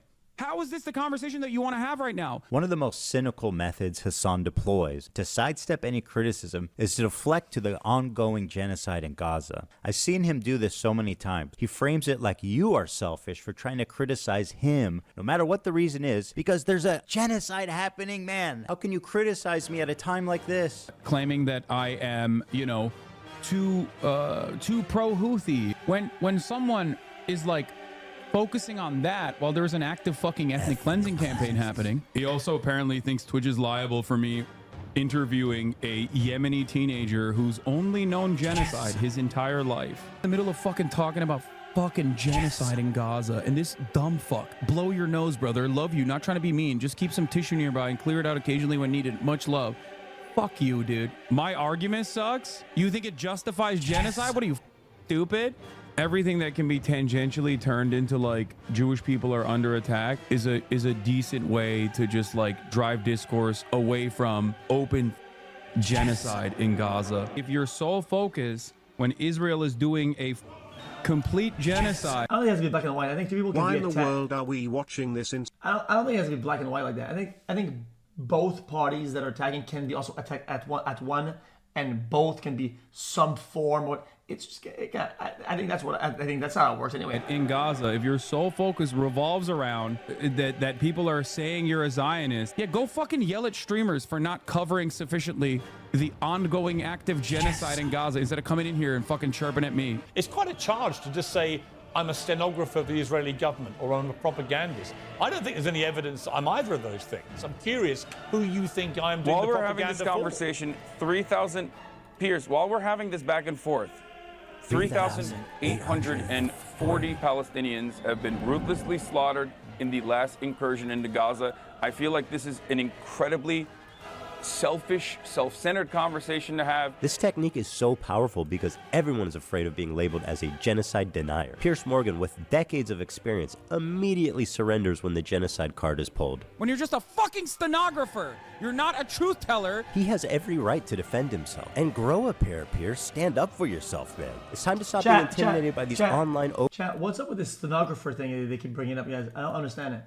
So the stenographers just fucking type for a living. They type. They do nothing. Overnight activists who couldn't even point to Gaza on a map before October 7th. It's like a Hassan, metaphor. Doesn't know where Yemen is? Okay, I'm gonna click close. I'm closing it. I'm closing it. Well, this is like 2019. Nope. Guys, nope.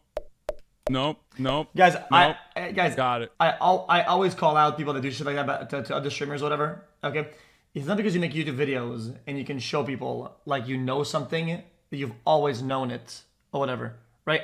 When you're on stream and you don't know about something, you can go from a point where you don't know to the point where you know. This is a clip from 2019, okay, which is 6 years ago, okay? If let's say right now you're a doctor in chat, okay? 6 years ago, did you know anything about like being a doctor and what that comes with? Probably not a lot. How much percentage from one to the other? Probably like maybe 1% to 100%, whatever. This you can attribute. It's not because he didn't know anything about this back then that he didn't take the at least do a little bit of due diligence if I can look into this over the course of 6 years. So this falls. This point is nothing. How can you claim to actually care about I call this it out when I genocide see when it you're willing to on so any party. cynically I had to exploit say it, to it. sidestep I any remain criticism? consistent about this. What a bigot. Before we move on, Hassan has one final taste of idiocy for us all to enjoy. Now this kid is like, I think he was like 19 at the time when I talked to him. Which means... Because how could I be called one of the best group players of Marvel Rivals? Dude, look at this clip. And it's just me saying, dude, what does the wall do, chat? Chat, what does the... Explain what the wall does, chat. Explain what the wall does. How could it be one of the best players if you know what the wall does? Like, dude, okay, yeah. I didn't know, now I know. Okay, what about it? That for most of his life...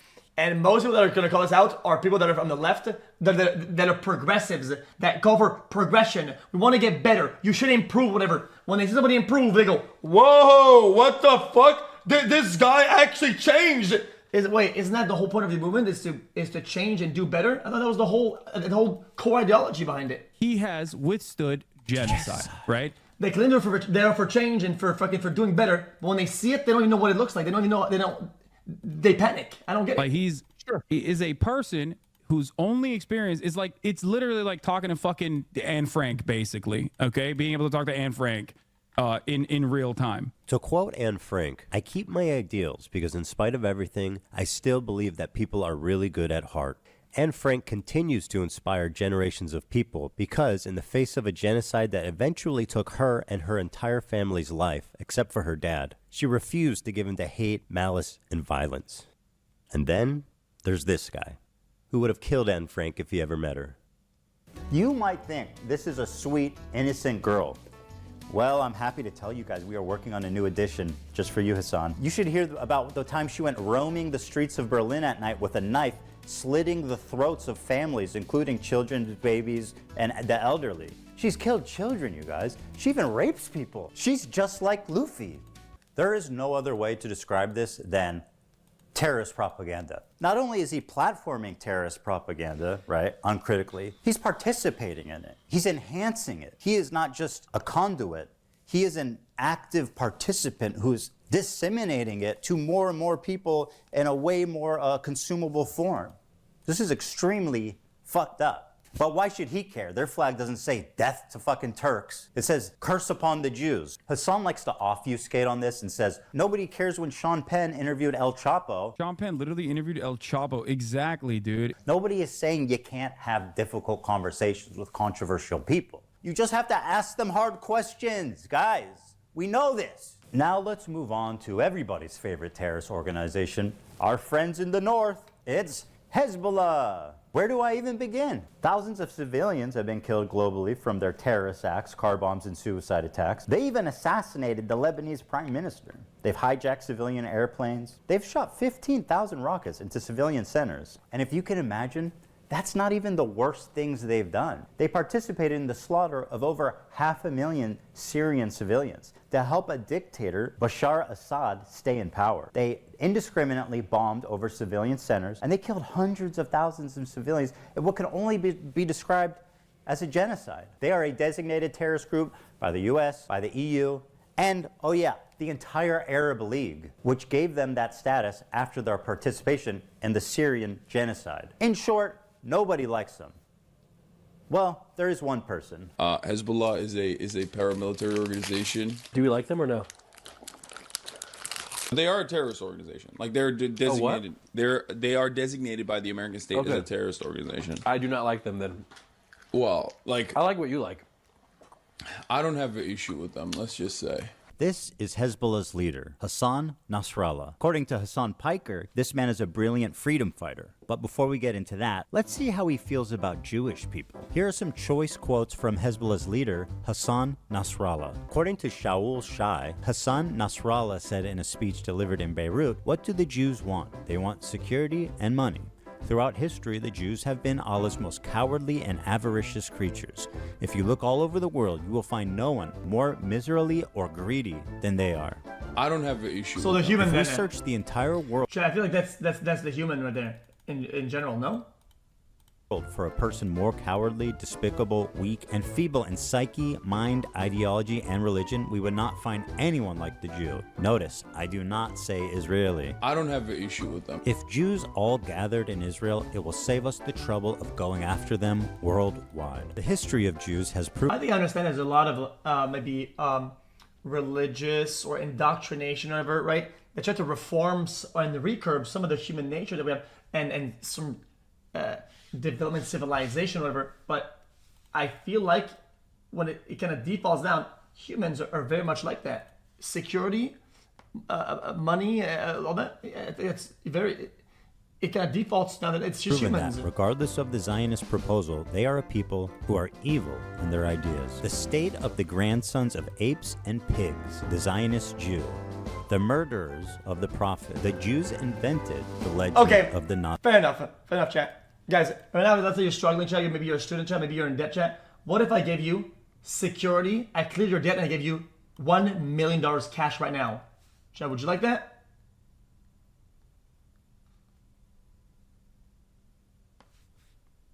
What is wrong with you guys? I thought you guys hated that shit. What the heck? Yeah, I thought you guys hated that. What just happened? Nazi atrocities. I don't have an issue with them. I can't believe I'm calling Nasrallah base. I mean, listen. Listen. You have to remember something, okay? A lot of these dudes, you see them in their fucking fits, and you hear about like some of their attitudes about like gay people, for example, and you immediately fucking resort to Orientalist perspectives, not realizing that these motherfuckers. A lot of people, not this, I'm just saying in general, something I've noticed is a lot of people that call others greedy are greedy people who are unsuccessful at their attempts at greed. It's usually a skill issue. I'm trying to be greedy. If I could be greedy, I would grease my hands. I'm not good. This guy did the same thing and he got away with it. Yo, this guy's a greedy piece of shit. Yo, what a piece of shit. But in the end, it's just because it was his competition. Motherfuckers are better read than you by a million. Okay? Like, it's not a broken clock situation. No, dude. Half of these dudes literally get educated in America and in the UK. What the fuck are you guys talking about? The more you learn, this is why it's Orientalist to literally look at these dudes and go, oh no, they're fucking barbaric baboons, and like sometimes they get this shit right. No, dude, he knows. It's crazy. He's read more books than you could ever imagine. Knowledge. And also, ultimately, he is regarded as a pretty brilliant. 2 new bookshelves I had to get installed for these 2,000 new books in terms of like that I just bought. Everything that he's done. You might not agree with his methods. You might not agree with his attitude overall in terms of like, his opinions on civil liberties and shit like that. But ultimately, this motherfucker has read Moby Dick, Harry Potter, The Most Dangerous Game, no,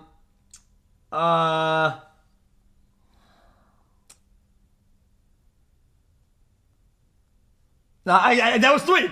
That was 3. A ton of books. Knowledge. I feel I've shown you guys enough evidence that Hezbollah is an evil terrorist organization, but have you considered this? What you meant to say is Hezbollah is Muslim, okay? That's what you meant to say. What you meant to say is they're Muslim.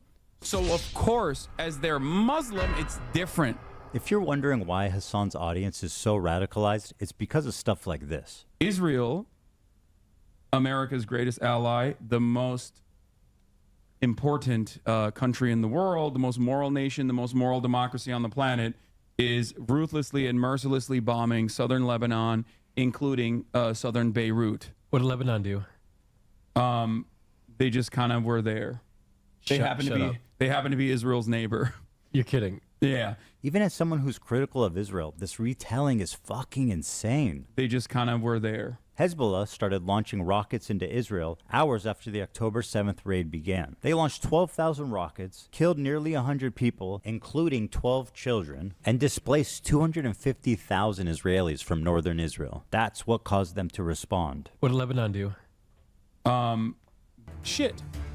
Why did he ask that? What do I say? Do I tell him the real reason? No, my audience will kill me for being a Zionist. Okay, let's try this. They just kind of were there.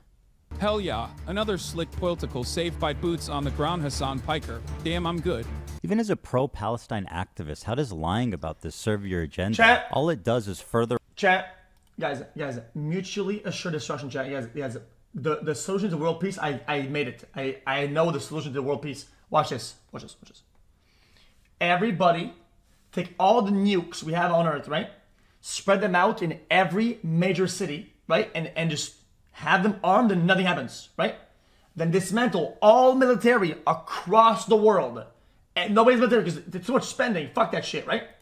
If anybody does anything bad, like invade or shoot or they do something bad because they shouldn't have military, okay, then everybody clicks the green button, right? And then they get nuked. They get if they do something bad, self-nuke. These guys do that, self-nuke. Boom, boom. Nobody has any army with anything. All they have is self-destruction. Other people can choose to self-destruct them if they do something bad. So nobody does anything bad. Boom, world peace. Okay, Harvard said a taxi. radicalize people. It removes any nuance, and it avoids any criticism for his team. And this is what continues to drive this conflict on forever. Hassan is dedicated to pleasing his radical audience, even at the price of knowingly lying to them for TikTok and Twitter likes. I'm a propagandist. Or he's being paid, which, you know, we can't rule out. What a pathetic propagandist piece of shit liar he is. And now, let's move to Hamas, the catalyst for this entire thing. They're the ones that committed this horrible act of terrorism, one of the worst the world has ever seen, on October 7th. They are without a doubt the most extreme of all of these terrorist organizations. They are Islamic jihadists that want to convert all of Israel into an Islamic state under Sharia law. That's their stated goal. Hamas has been on the designated terrorist group pretty much as long as there's been a group. These guys have been suicide bombing civilians before ISIS leaders were even born. They fired 50,000 rockets into civilian populations and performed over 100 suicide bombings, killing thousands of civilians. Women are restricted from participating in the workplace and public life. Homosexuality is outlawed, and in some cases, of course, punishable by death. They steal foreign aid from the people of Gaza and repurpose it for military use, or they just sell it back to them. For example, why are all the Hamas leaders billionaires? And let's be real, these guys clearly are not skipping any meals. While the people of Gaza languish in poverty, these fine gentlemen are living in multi-million-dollar penthouses in Qatar. That lines up with leftist values, or, well, they were billionaires. Because they're all dead. They killed it all, they're all dead. Hamas is a bunch of psychopathic terrorists of the worst order. And nobody would be crazy enough to defend them. Okay, dude. Okay. Is this Hassan again? Hassan defended Hamas? Seriously? Okay. We had to make last-minute changes to this part to prevent it from being age-restricted on YouTube. I cut out the footage from Hamas, and I will attempt to narrate it for you as best I can. In this scene, an older woman is walking hand in hand with a girl who looks about 12. And as they're getting in the back of the van, one of the terrorists gives them a wave goodbye and says goodbye to them in English. Goodbye. And the two of them smiling wave back. That's crazy, dog. Dude. Okay, that's crazy. That's crazy.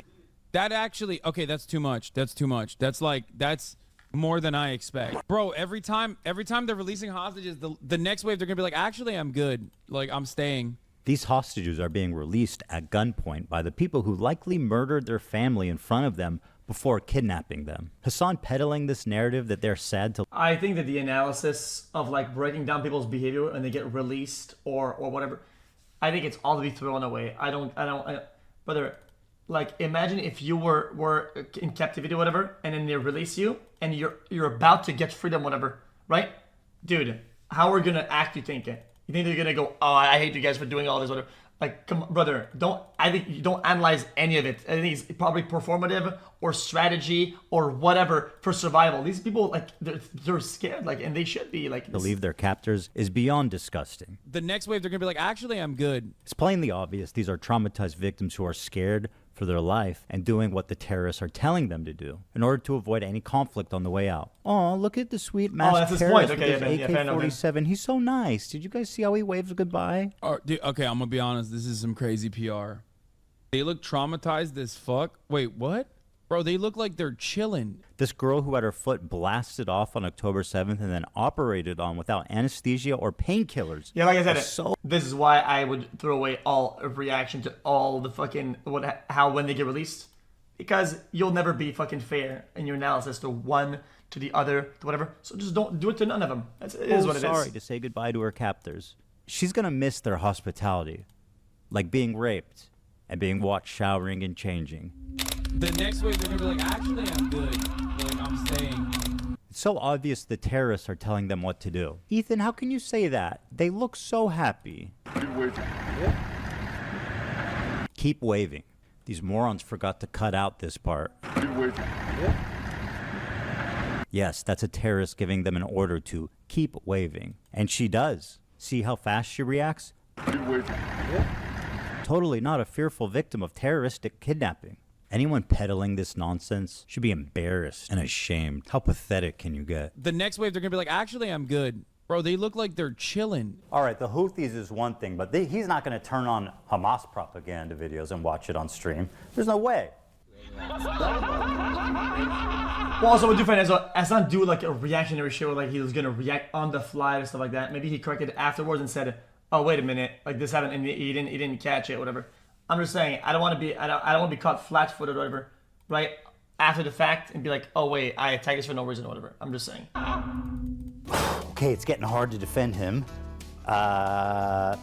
Freedom fighters, fucking. It's still fucked because you know better not to look at it, Here's not to react to it. a video that came out of how Hamas produces their own motherfucking sniper rifles. He can hardly contain his admiration for them. Produces their own motherfucking sniper rifles. Let's see how long he can go without offering any commentary or analysis on this Hamas hype video.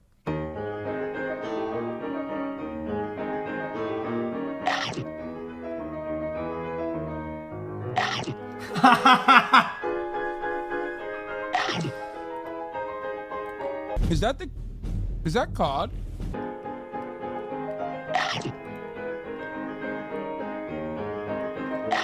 I invented this type of reactor, by the way. I invented this type of reactor, literally.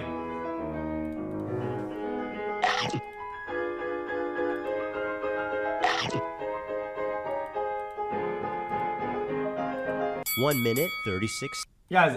This is Force's analogy, but yes, it's also true. People said react this, react that. We don't hate react 'cause it's lazy. I actually invented watching. I invented watching. People think reacting on stream? No, watching. I'm not reacting to this. I'm watching this. What about it? He's taking his time to analyze and think. I expect nothing less from a journalist such as Hassan. Quiet, everybody. He's about to speak. He's gonna talk. That's crazy. That's crazy. It's amazing! It's amazing! It's my blueprint!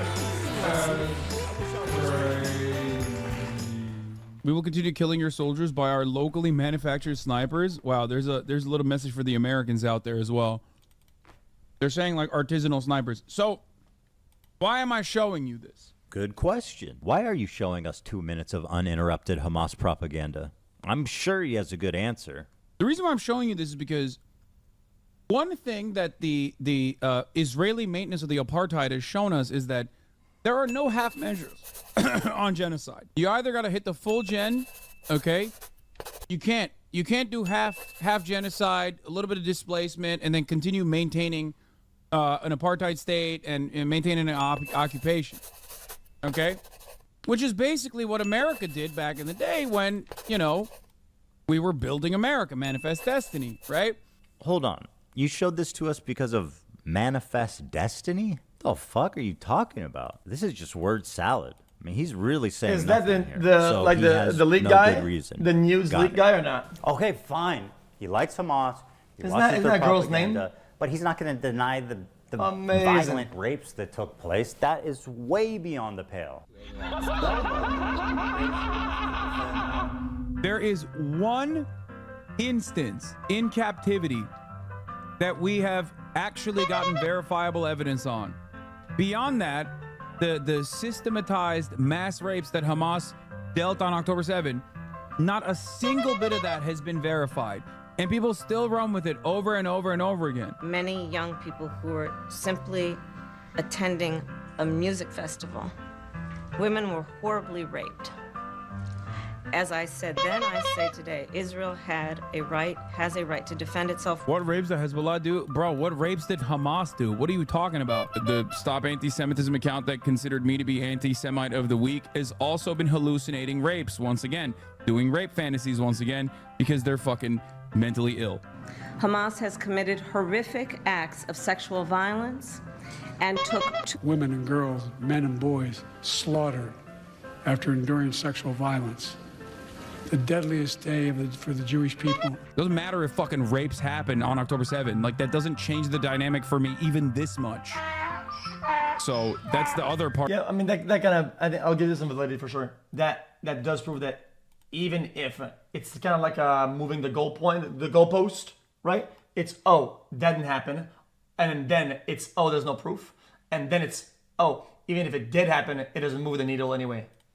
part of this problem that many people can't contend with. I think it's a I brain can't believe how dead way to quickly think. leftists go from believe all women to pics or it didn't happen. The vast majority of people, if not all, who were raped were murdered on the spot, obviously. Gam Goldstein Almog was kidnapped from her home on October 7th by Hamas terrorists and was held captive for 51 days. Though only 17 years old, she witnessed the murder of her father and sister on that day. And You is body now proof it didn't happen. speaking out about what she witnessed in Gaza as well in a new documentary by Sheryl Sandberg, Screams Before Silence. In new footage, Agam reveals that sexual assault and rape was a regular component of the life as a hostage in Gaza. Doesn't matter if fucking rapes happen on October 7th. Hassan, maybe you would like to call her a liar. Please, go right ahead. Doesn't matter if fucking rapes happen on October 7th. There are dozens of testimonies from witnesses, most of who were in hiding and heard or saw it happen. And each week there's more stories coming out. There's a UN report that concludes it happened. Doesn't matter. But Hassan needs a rape kit from a mutilated body. It's so vile to deny the suffering and trauma of the victims just because you need your heroes at Hamas to be perfect. This conflict will never end until people realize that Palestinian liberation and Israeli security are not mutually exclusive. You need both. And it can be done, but not while people like Hassan lie, propagandize, and incite hate. It's people like him, ironically, that prolong the conflict indefinitely. There's no space for conversation. There's no space for rational thought. There's no space for nuance. My position on Palestine is like 5 degrees off from where Hassan is. And to him and his community, I'm the devil. I'm a Nazi. It's delusional thinking, and it's destructive to their own cause. Doesn't matter. You know what? I actually agree. I actually agree. Dynamic for me, even because you can always rewind the clock a little bit more, okay, and justify more harm and more whatever. You can always go back a little bit more in history and say, actually, you owe me more than that. Actually, you owe me more than that. And it's not. That doesn't go anywhere. God forbid you throw up the fucking green Hamas banner. What is this?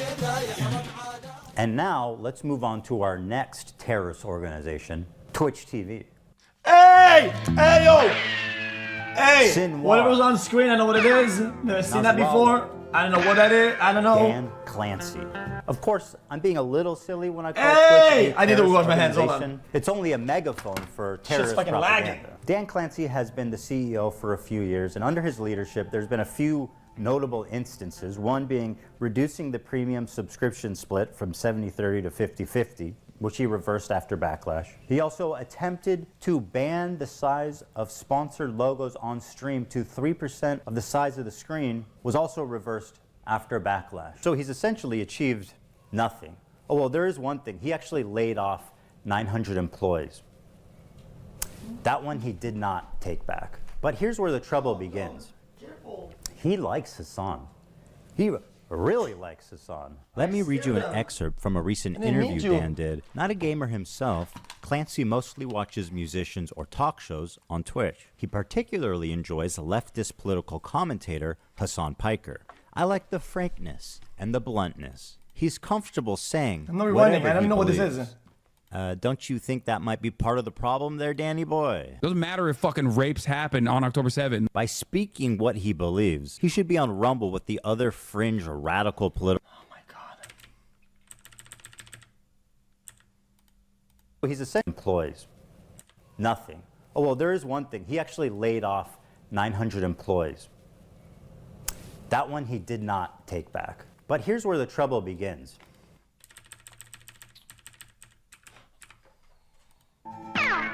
Nasrallah. Dan Clancy. Of course, I'm being a little silly when I call Twitch a terrorist organization. It's only a megaphone for terrorist propaganda. Dan Clancy has been the CEO for a few years, and under his leadership, there's been a few notable instances, one being reducing the premium subscription split from 70-30 to 50-50, which he reversed after backlash. He also attempted to ban the size of sponsored logos on stream to 3% of the size of the screen, was also reversed after backlash. So he's essentially achieved nothing. Oh, well, there is one thing. He actually laid off 900 employees. That one he did not take back. But here's Dude. Guys, what does it mean? The guy at the bottom reacting to content. That's Hassan, and that's me gambling. I don't get it. Chat, why though? Where the trouble That's began. my shoulder right there. He likes Hassan. He really likes Hassan. Am I next? Let me read you an excerpt from a recent interview Dan did. Not a gamer himself, Clancy mostly watches musicians or talk shows on Twitch. He particularly enjoys leftist political commentator Hassan Piker. I like the frankness and the bluntness. He's comfortable saying whatever he believes. Don't you think that might be part of the problem there, Danny boy? Doesn't matter if fucking rapes happen on October 7th. By speaking what... I missed it again. Guys, you need to stop it. What about it? What? Commentator Hassan Piker. I like the frankness and the... What? What do you want? I'm so annoyed. What? Hassan. Let me read you an excerpt from a recent interview Dan did. Not a gamer himself. That?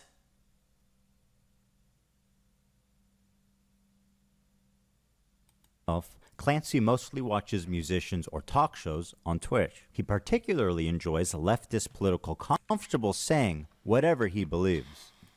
Don't you think that might be part of the problem there, Danny boy? Doesn't matter if fucking rapes happen on October 7th. By speaking what he believes, he should be on Rumble with the other fringe radical political streamers. But no, not under Dan Clancy's watch. Dan has elevated him to the status of Twitch Golden Boy. And if you still have doubts, let this settle the matter. Just for clarity, Dan Clancy is the one filming and singing in this video. Happy birthday to you. What the fuck? Happy birthday to you.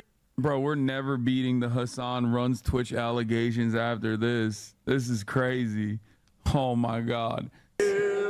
Happy birthday, dear Hassan. This is crazy. Happy birthday to you. I'm cooked. I'm Happy cooked. birthday from Twitch, Hassan. Happy birthday from Twitch. I've been looking around and I genuinely have never seen another video like this anywhere, where Dan Clancy or any top executive forced all these poor sons of bitches during their lunch break to gather around in the Chat, crew isn't room. it hard to chat to support streamers, chat? Guys, people spend so much time on camera, okay, that if you like them, you have to like all of them. Oh, you like this streamer? Isn't that the guy who did this? Here's this 4-second excerpt out of 100,000 hours of footage in 1997. Watch this right there. Is that what you support, you fucking bitch ass? I think it's... And sing I don't happy know. birthday for Hassan Piker. How humiliating is that? There's also a small issue of Dan being a total creep. Want to explore clips? I'm just saying, it's like... That's very nice. And now you have a clips feed. Okay? Mm-hmm. Suppose you want to check out the stories to see what you missed yesterday. You click there, and now you're in your stories feed. Okay? Okay. That's very nice. Yeah. That's also...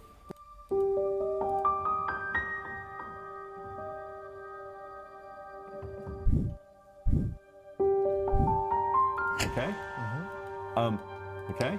Well, let's be honest. I would assume that the feature is more used by streamers that have some physical appeal to draw attention to their stream, which is fair enough. It's a marketing tool. So it's a marketing tool. Okay, guys, if I put okay, chat, guys, I split XQC in between two new channels, XQC 1, 2, and 3. Now, 1 is the one I have right now. I have 2 and 3, right? Number 2 goes live, chat, and I have a go live picture. This is me, chat. Okay, cool. Wait, hold on. Now the other one is a female version. Okay, that you guys don't know about. Mega boobs, mega ass, live in 2 minutes, like that. Okay, who do you think gets more clicks between 2 and 3? Which one do you click on, chat? 2 or 3?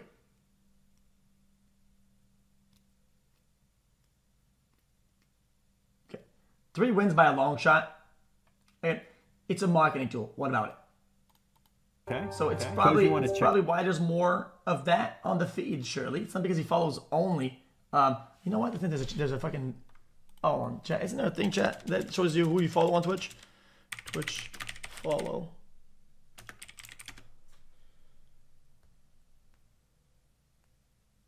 No. It's removed, but there's another one though. Even the new one doesn't work. See what you missed yesterday. You click there, and now you're in your stories feed. Okay? Okay. That's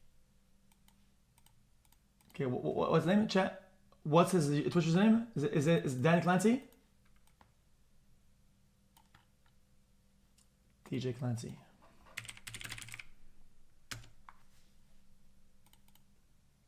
See, he's not a gooner.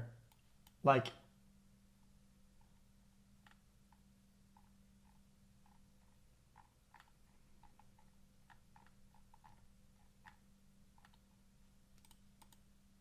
that's very nice. Yeah. That's also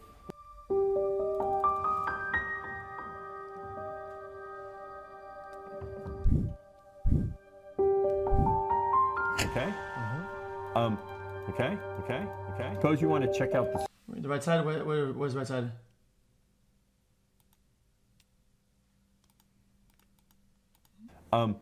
Suppose you want to check out the stories to see what you missed yesterday. You click there. Black and white screen.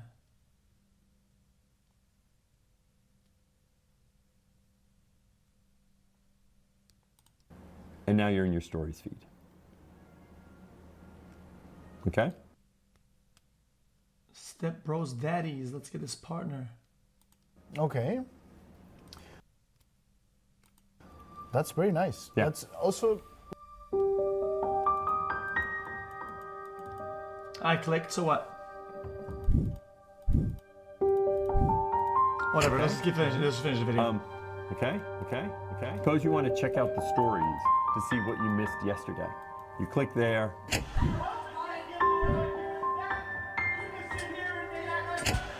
And now you're in your stories. He follows about 50% of girls and guys. okay. Of course, there's gonna be more girls using this feature That's very nice. That's if they have also more okay. of some form of marketing appeal on the feed. That's all I'm saying. You know, Dan, I would have let this creep narrative go. If it didn't happen twice, roll it. You want to see clips? Swipe this way and now you're seeing clips.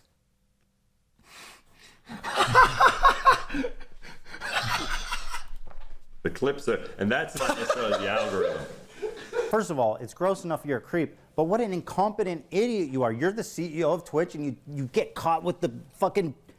You get caught with the girlies on your homepage twice? Bro, come on, dude. You got wife, man. Got daughters. We don't need to know about this. Don't want that in my head, bro. It's also a little bit disturbing considering, you know, he's these people's bosses. Okay. All right, so he's incompetent. Guys, He's a creep. I'll do finish. He's protecting terrorist propaganda. Inclusion. So what's up? So what's the big deal with Dan Clancy?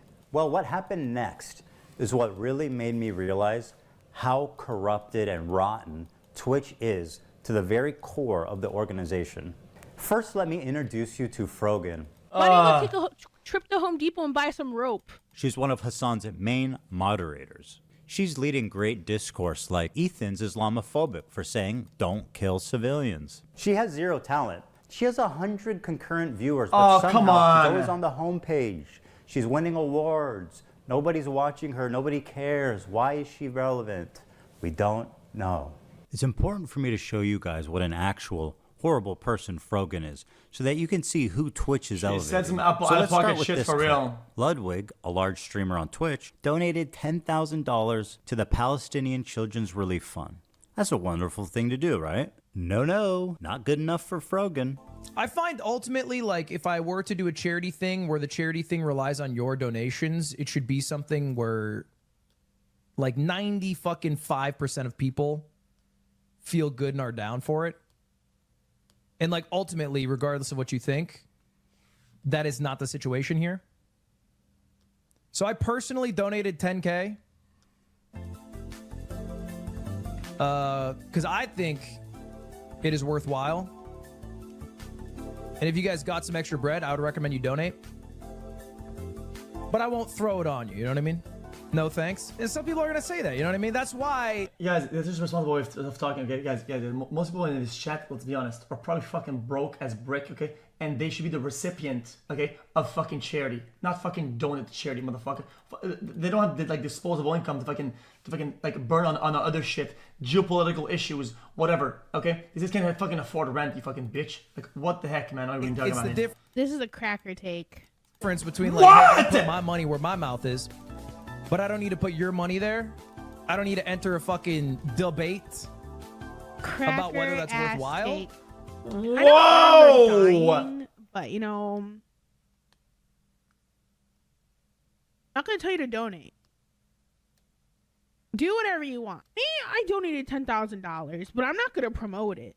Just don't say you donated $10,000 then. Look, if you're not actively believing, if you don't believe in the okay, then do nothing then at all whatsoever, and then get called out by the dude. Don't these guys care about this thing happening? Shouldn't they dictate the entire life to fucking do anything that they can to help it, dude? But if they do talk about it though, dude, like you're doing it for virtue signaling. But if you do, donate more. And if you do, don't be a this word, okay? Because your viewers should donate their entire paycheck. Oh, you cannot afford rent. Okay, then donate what you can afford. Donate what you have to the cause because I said so, bitch. Like what? Otherwise, you're a word. At this point, like, keep your fucking money. Also, if you're gonna do that, also please make sure to donate to my emergency rent. Okay, because that's also priority. When you're done with that, then donate to my cause. Okay, but first do the rent. Also, when this goes all the way across and we finish it, there's also the emergency food bank, which is mine, by the way. When that's those, then you guys can donate to the charity. Then we're good. For $10,000.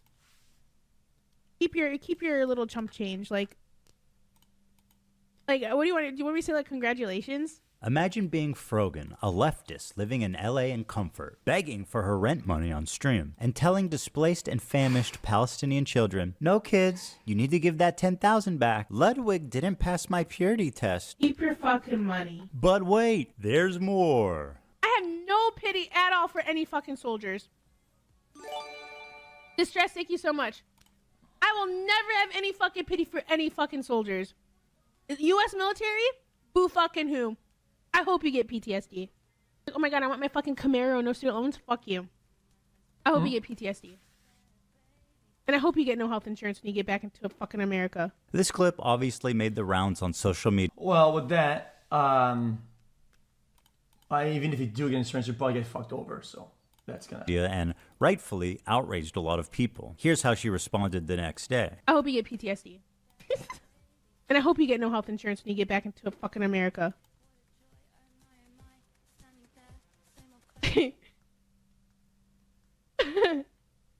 Now, on the topic of deportation, hold on a minute. And they posted it in my head. I'm like, base? There's I wanted to talk about last time. Base? Chat. I feel like it. A lot of people don't want to be in America. Like, am I supposed to be? Chat, am I supposed? They don't like it. They hate it. They tell everybody, fuck that. There's so many good places to go. I don't know why nobody's forced them to just be here. To be like I'm not walking back on it. I still fucking agree with it.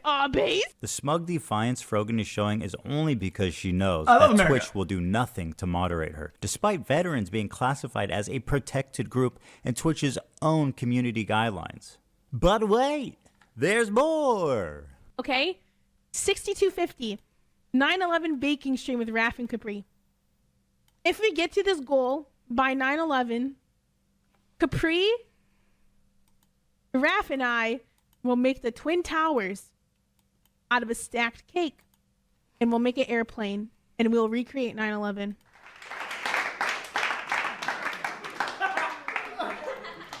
This tweet was the final straw for me. You'll notice the date is October 7th. Now, let's make a comparison, right? Using examples and reverse the roles. Okay? Now, let's do a stream where... 2023, the morning of the massacre, at 5:30 a.m. Pacific time. At this moment, Hamas militants had infiltrated a music festival and several kibbutzim, where they began their wanton slaying of civilians. Here's what she tweeted.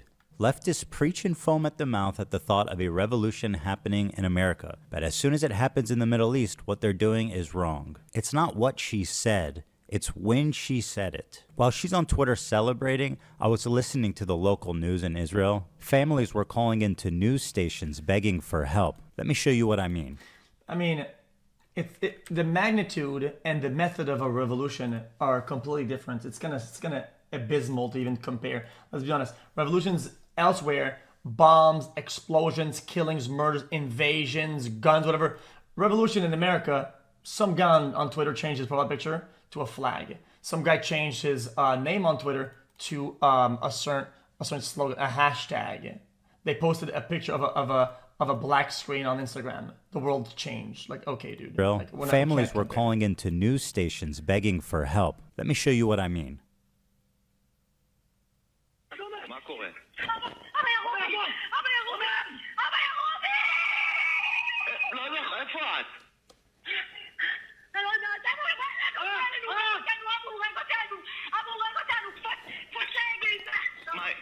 איפה אתם? יואו, ממי, צריכים מיקום. תתרחבו, תמצאו מקום, תתרחבו. אבל אני אוהבת אותך, אנחנו בתוך הלחם, אי אפשר לצאת. אני יוצא לכיוון שלכם עכשיו, צריכים מיקום. אני בא, ממי, צריכים מיקום, אלוהים. The morning of October 7th, Israelis were listening to calls like this all morning long, dozens of them. Imagine reading this tweet after listening to this. This woman should have moved on years ago to another profession, but for some reason Twitch is obsessed with keeping her on life support. And instead of moderating her, they actually gave her an award, Together for Legendary Woman, in which she would get front page placement all year long. This is actually my favorite detail.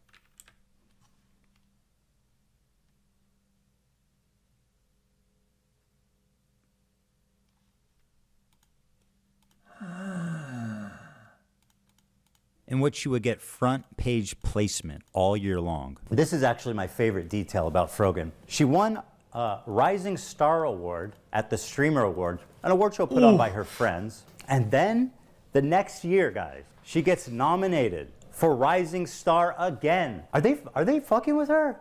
You can't be Rising Star twice. It's up or it's down, man. In fact, you were never up. That was the problem. They tried to pretend like you were up, but you were always down. Rising Star twice. What's this, fucking Mario Kart? You hit a boost up there or some shit?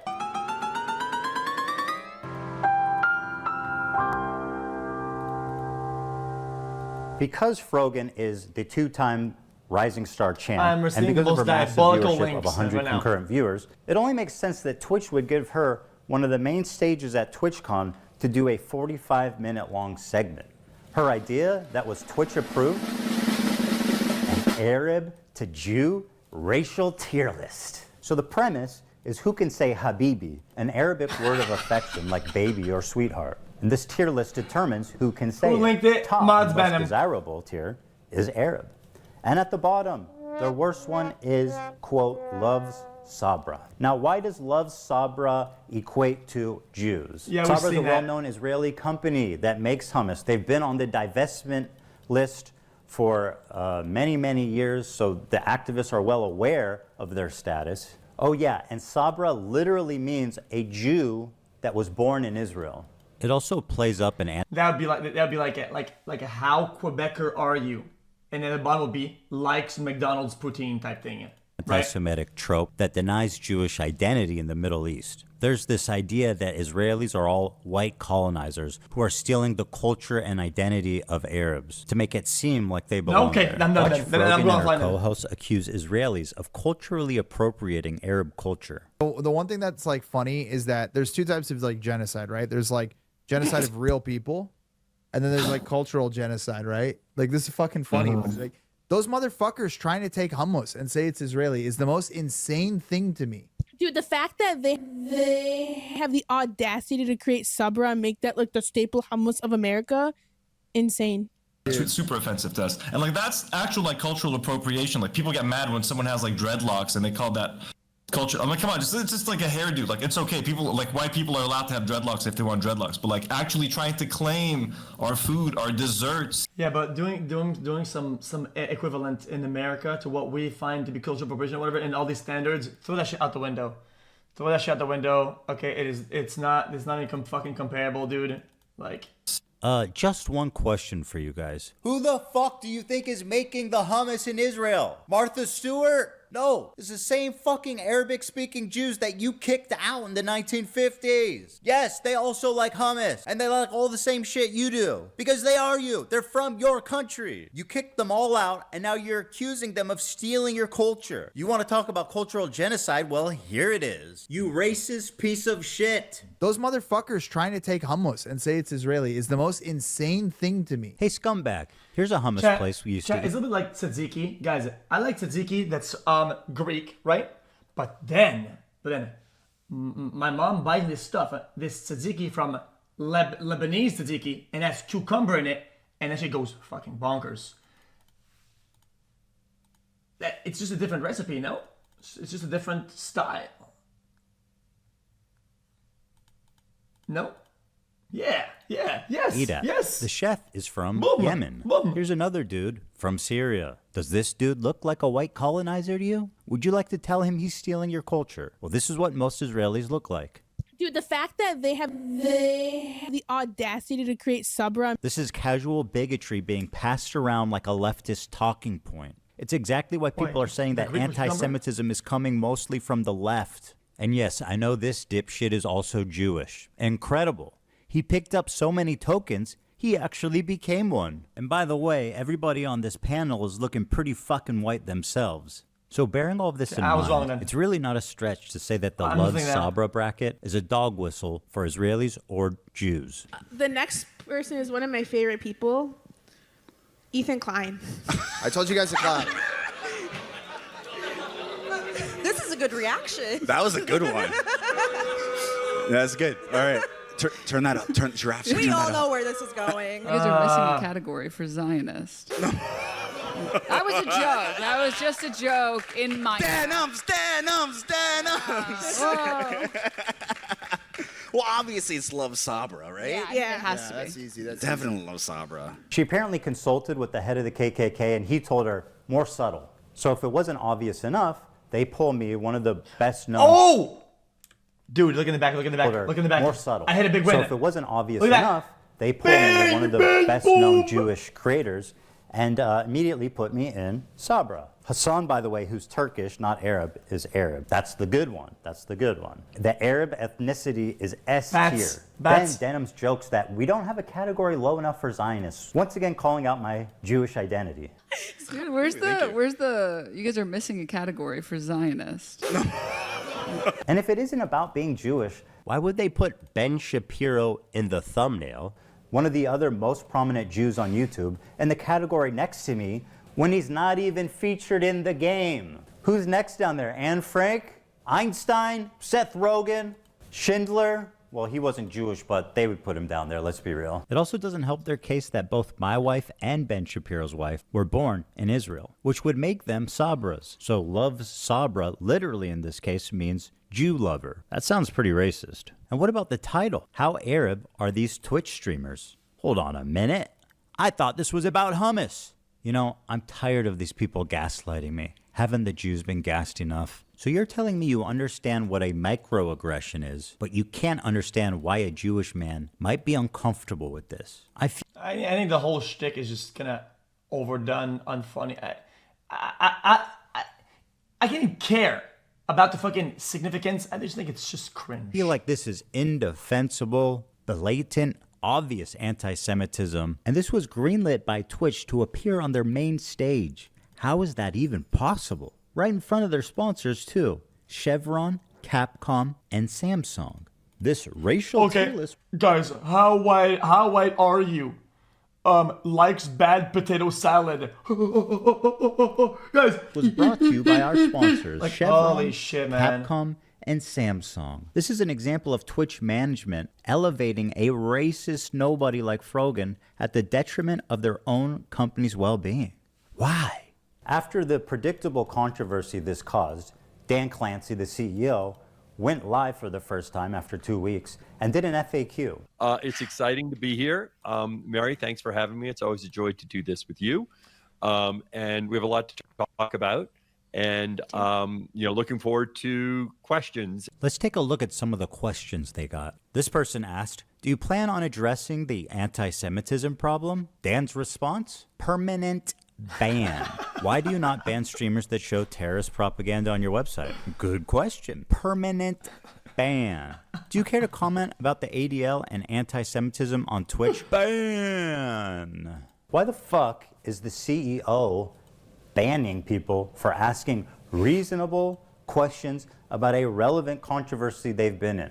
What the fuck is this? These are not even written like in a mean way. You are banned, just like the entire country of Israel. It had just been discovered around the same time as this Arab tier list that Twitch had secretly, without announcing it anywhere, banned the entire country of Israel from creating new accounts. This was enacted right after October 7th. That was apparently a lag for a year. And if you're wondering how you didn't hear about it before, it's not because the Israelis weren't talking. Here's the top Israeli streamer's video about it, which is entitled, Twitch does not want Jews on their platform. Okay. So apparently, I looked into this. Apparently, it's because there was an incident where somebody was doing acts and then filming it, right, and broadcasting it on Twitch, or whatever, right, on accounts made over there. So then they said, "Fuck this! While there's a crisis, we'll remove the right to make an account from those IPs from over there, right? So that this doesn't happen, so they don't get caught in the crossfire in some crazy CNN title, guys. It was Ukraine. Oh, sorry. Wait, what about it? No, chat. Forget about it, guys. There's a precedent of something happening, and then there's a measure to stop from happening while it's a crisis. You guys act like, I mean, I don't know. Was there an incident of this happening in Ukraine where somebody streamed events from there and broadcast on Twitch and they got into a headline? I'm assuming if that happened, it was a big problem. They would probably put the brakes on it until it's fixed. Anyway, when this was happening, after that, they just didn't unfix it. You can say deliberate, not deliberate. I don't know. We'll find out, I guess.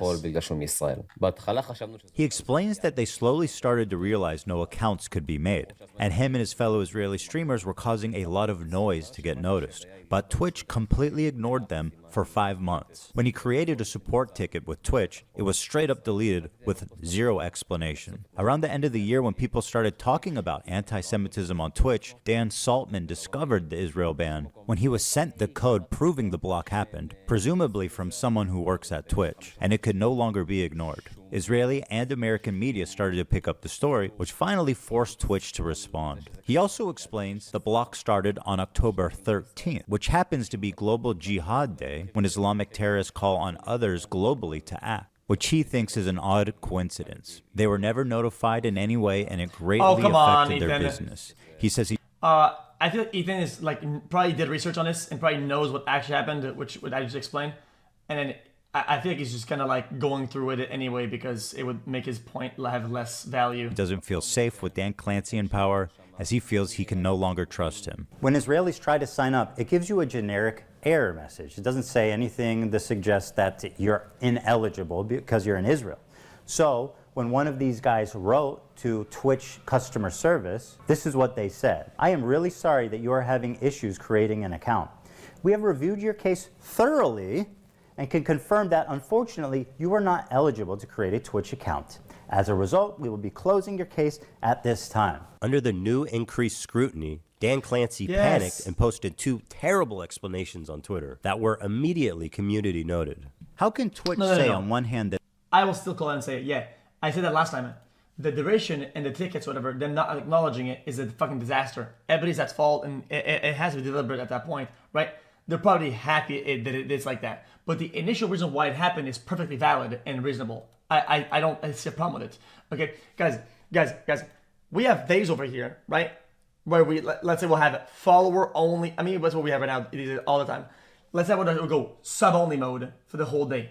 Is it because I'm greedy as fuck? Okay, one, yes, I'm greedy. So yeah, that'd probably be a reason. But another reason would be there's a big wave of bots happening, and we're getting chat bots, and it's happening so much, we don't know what to do, right?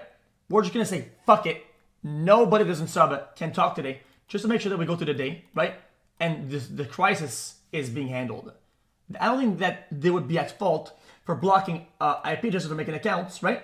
If there's an incident of somebody broadcasting horrible events, okay, from a zone, and it seems like a lot of people are making accounts from over there, they say, fuck it, we'll remove this until crisis is averted or whatever. And then they deliberately fucking didn't fix it. That's terrible, right?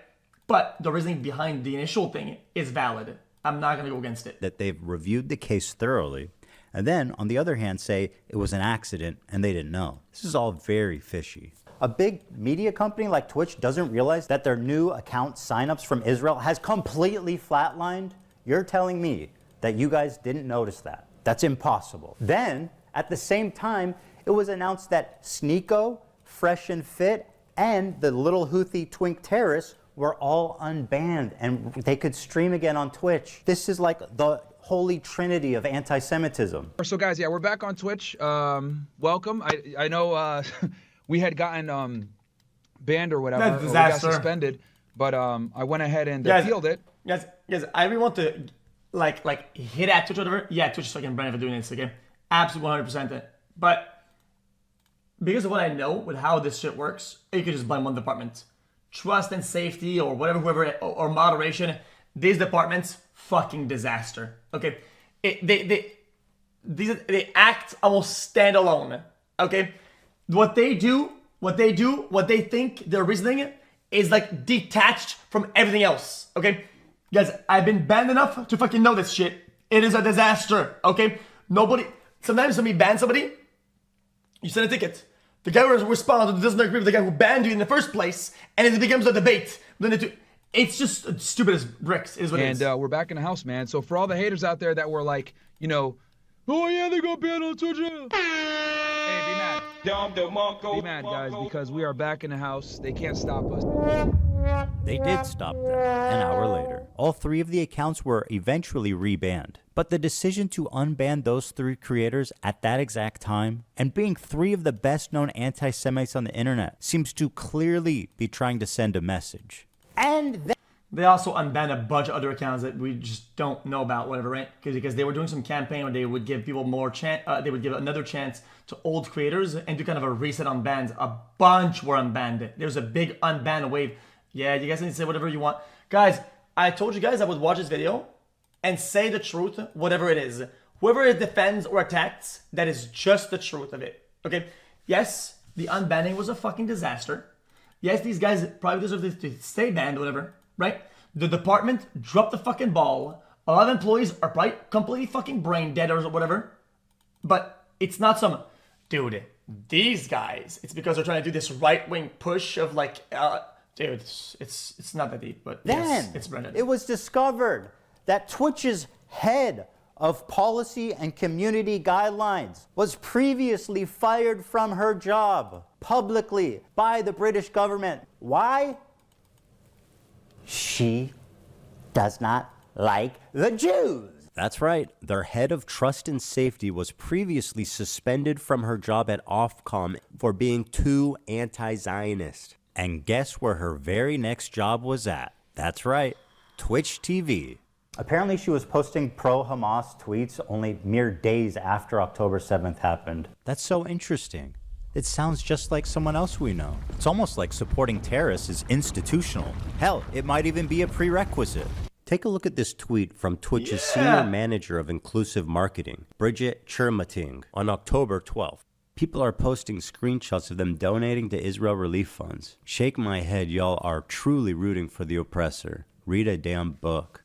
This tweet was made only 5 days after the October 7th massacre. The donations she's criticizing would go to families like this, if they were still alive. This entire family was murdered in cold blood by Hamas terrorists on October 7th. Bridget, who did these little girls oppress? How can you act so high and mighty for your cause and be so callous and inhuman for the innocents on the other side? This statement was made by the senior manager for inclusive marketing. Because the brain rot has spread way too far, okay, and everybody is a fucking brain, and the internet has completely fallen off the side of reason, and now it's, if you say something reasonable that isn't with the public narrative, that's radicalized, you are anti-this, you're racist, you're insane, you're nuts, we're canceling you, fuck you, and we're throwing rocks at your family. It's a Is that dumbass some kind state of of joke? affairs. But, Is this hey, what inclusion looks like at Twitch? Is it really crazy at this point, after all this, to say that Twitch has an anti-Semitic? and don't give me this, oh, guys, he's whatever. Oh, you guys do that shit to me all the fucking time. Some guy did something bad, right? I don't know what he did. Sent a message to an underage, okay? And then some guy comes out and says, guys, report today is saying it. This guy sent a message, right? And also robbed the bank, killed somebody, ran over a family with his car, whatever. And I go, okay, guys, hold on. Yeah. This is deplorable what this person did. It's sending a message, whatever. But this didn't happen. He didn't run over a family with their car. It didn't happen. Why are you defending that? Ew. Why are you defending him? Okay, relax. It has nothing to do with defending anybody. Okay, if you're gonna go at somebody with truth, facts, and only maintain the point that you can prove. They're gonna be your strongest points. Okay, it's like one of the concepts in law. Okay, you start from where you had the solidest, and you work your way down. They don't go, oh, maybe this guy did kind of this like 10 years ago. I don't know. No, you go with like what you can prove, and it is what it is. Like, I don't know where you're from me. And it's not defending it. Problem. I think it would be harder at this point to argue the opposite. Oh, Bridget, one more thing. Sorry, I forgot. Can you tell me the answer to this riddle? What's the difference between a Boy Scout and a Jewish kid? I'm standing by. Let us know. And yes, it's true. I should point out this tweet is from 2011. This one, however, is from 22. Sarah Silverman tweeted out, Kanye threatened the Jews yesterday on Twitter, and it's not even trending. Why do mostly only Jews speak up against Jewish hate? The science is so loud. Bridget said, this was the energy I was around when I worked with 2 Jewish women in social impact, who were both senior to me. She's trying to make Sarah Silverman seem like some kind of Jewish Karen for caring about anti-Semitism. I wouldn't really care about any of this if she wasn't the head of fucking diversity at Twitch. What the fuck is happening here? This is insane. So with people like her deciding what is and isn't okay on Twitch, there's no surprise that you end up with these extraordinarily uneven enforcements of the rules. I love trust and safety. I love it. Thank you guys for how you guys have handled me over the years. I love you guys. Much love. Take, for example, this clip of the streamer Destiny. He was permanently banned for what he... Terrorism, raw booze, ass crack, and ball sack on stream? Hold on a minute. What is that? Don't know what that is. A frame of a gorilla on stream that you clicked on that unintentionally you deleted the VOD? Ah, weirdo creep. Get a ban, you bitch ass. Hold on a minute. Are you platforming terrorism and being anti-Semitic and being a racist and saying the C word and saying all the bad words and all the slurs? Ah, that's alright. Didn't see any of it. Hold on, you held a bean in a tournament? Take 2 weeks, you fucking bitch ass! Okay, I guess. It's that community is never worth engaging with. There's just no point in doing it. Like, it's too, the risk of me, like, ending up getting, like, permabanned and my life destroyed because of these, like, inbred fucking disgusting losers is, like, it's just not worth it. It's just totally not worth it. And okay, you know, fair enough. If you're going to be consistent with the enforcement, then, you know, let's have a friendly place, a safe environment. It's calling a minority group inbred, which results in a permanent ban. Okay. Okay, has anyone else done that? The Jewish KKK brigades out there, just a bunch of fucking inbred hicks. Imagine the most inbred white supremacist guy you can imagine, okay? Every week there was another fucking psychopathic settler, inbred fucking douchebag. Oh, these inbred fucking douchebags in the background, dude. That's a take. Ooh, hold on. A nation entirely comprised of messianic, inbred, ultra-Orthodox psychopaths that these inbred don't understand. Educated, inbred, fundamentalist hicks. Calling us in the middle of campus, calling us you can't say inbred, that we have no culture. One of them grabbed my friend's Israeli flag in the middle of campus, carried it to a mob by the gate that were communicating with the angry mobs outside of campus. Untrained, inbred asses shipped into southern Lebanon, telling us that we are all inbred and that we have no culture. You want to see clips? Inbred, inbred, inbred, inbred, inbred, inbred, inbred, inbred, inbred, inbred, inbred, inbred, inbred, inbred, inbred, inbred, inbred, inbred, inbred, inbred. The clips are, and that's not necessarily the algorithm. Okay. Ah! Referring to Jews as inbred consistently throughout his career. Inbred, ultra-Orthodox psychopaths. Zero punishment. Hassan interviewing a Houthi pirate. The Houthis, Nasrallah, is doing what Luffy would do. You should tell him that. Zero punishment.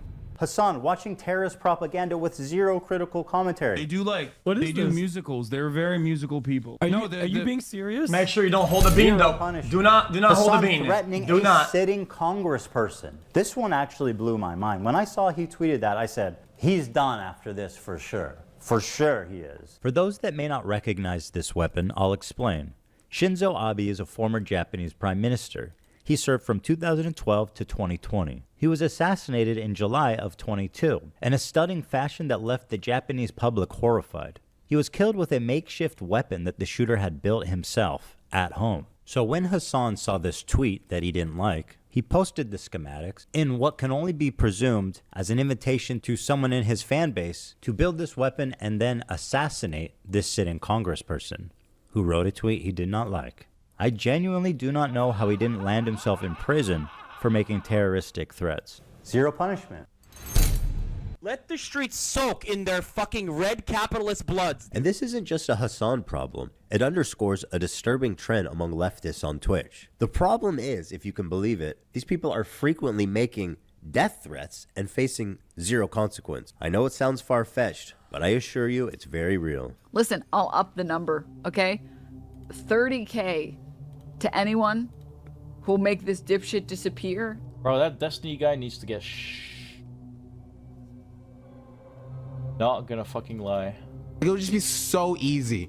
Hey, Sanch, guys, was that ironic or something? Was he trying to like paraphrase somebody ironically, or was that real? Come on, bro.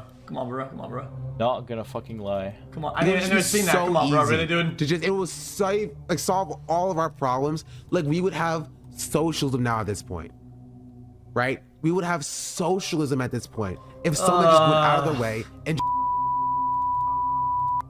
It would be so easy. Thing that happens, I mean, like, holy shit, guys. If you live in Florida, I have an opportunity for you. If you want to earn $100,000, let me know. Actually, Mike from PA, the dude that's stuck in the... You guys say out of context, brother. How can you even contextualize these clips? How would you contextualize? Some things are like so like self-explanatory. Like what? For image of a Even transformation story did receive a 3-day ban. This man put a bounty on a fellow streamer's head. This man should not be getting a 3-day suspension. He should be getting a knock on his door from the FBI. I made this video for 2 reasons. First, to stop Hassan infiltrating mainstream media. Hassan has been welcomed by many mainstream outlets. They view him as a friendly social democrat, as someone who's just trying to spread progressive politics online to an important demographic. But we know that's not true. He is not their friend or their ally. If you ever see Hassan rubbing shoulders with anyone from mainstream media, let them know politely, with all the civility in the world, what kind of person he is when he thinks mainstream media isn't watching. Help them understand that his name should be associated with people like Nick Fuentes and Alex Jones, other fringe, radical, political commentators. Number 2, Twitch must be held accountable. Twitch is... It's not a terrible point. Like radicalized right, terrible, whatever, right? Everybody's up in arms about them, and I think they should, yeah. Being radical is bad. Radical left, what do you mean? What is that? I don't think that exists. Hello? What is that? Radical what? Like, moving on.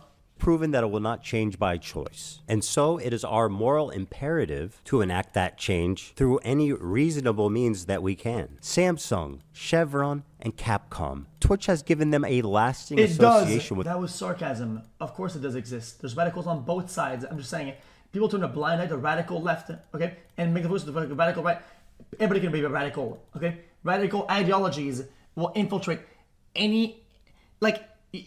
You just gotta be able to label it and see it and call it out when it happens. You can still, you don't make the left look bad when you say, this is a radical left ideology. We don't abide by that. We don't really like that. But they don't do it because they think it makes the left look bad. It doesn't. With a racial tier list with Arabs because there's on both sides. Everybody should clean up their shit. These brands have every right to know. And they should. We all recall YouTube's adpocalypse. It happened when ads were running over ISIS recruits. Because they cash in the win when it's for free. When they see a win, okay, it's a little bit far out, but hey, people are on our side. I'm gonna cash in my win, yeah. But if it's the other side, oh wait, we can get a hit at them. Let's fucking we go. When it's a win, okay, but it's kind of radical left or whatever, and these guys are not radical left, they're kind of left. But they can have their points kind of win and they look that they're on top. They always cash in. Are you kidding me? Recruitment videos, and it caused a brand exodus. The same thing is happening now on Twitch, but instead of ISIS, it's the Houthis, Hamas, and Hezbollah. Dan Clancy's refusal to moderate extremists is the only reason for any of this. He is the sole person to blame. Name one radicalized left win. Okay, the killing of the fucking CEO, whatever. That's fucking radical. That is that's violence. Called action of violence. It's actual pushing for terrorism to happen.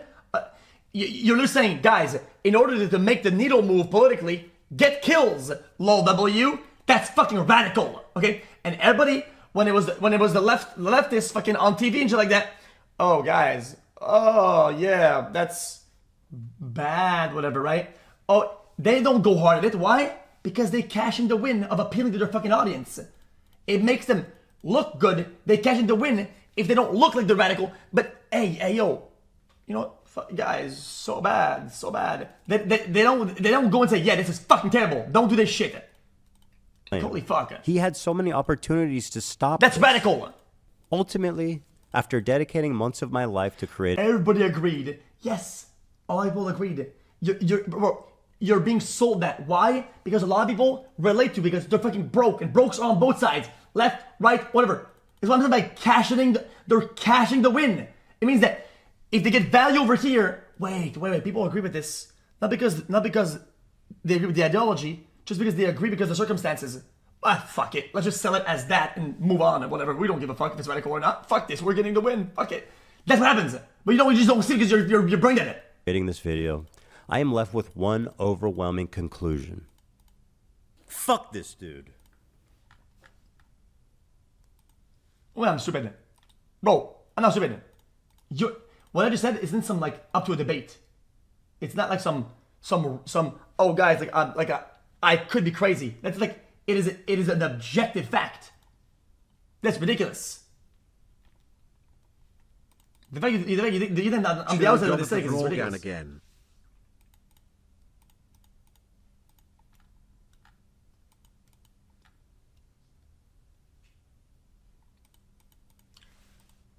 I think the video had good points. Some, like I said, could be corrected. I could be wrong. I hope I'm not wrong about the thing. Like why Twitch initially did that.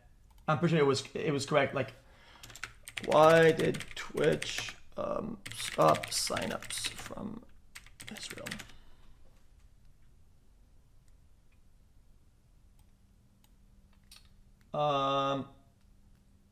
Even Google knows.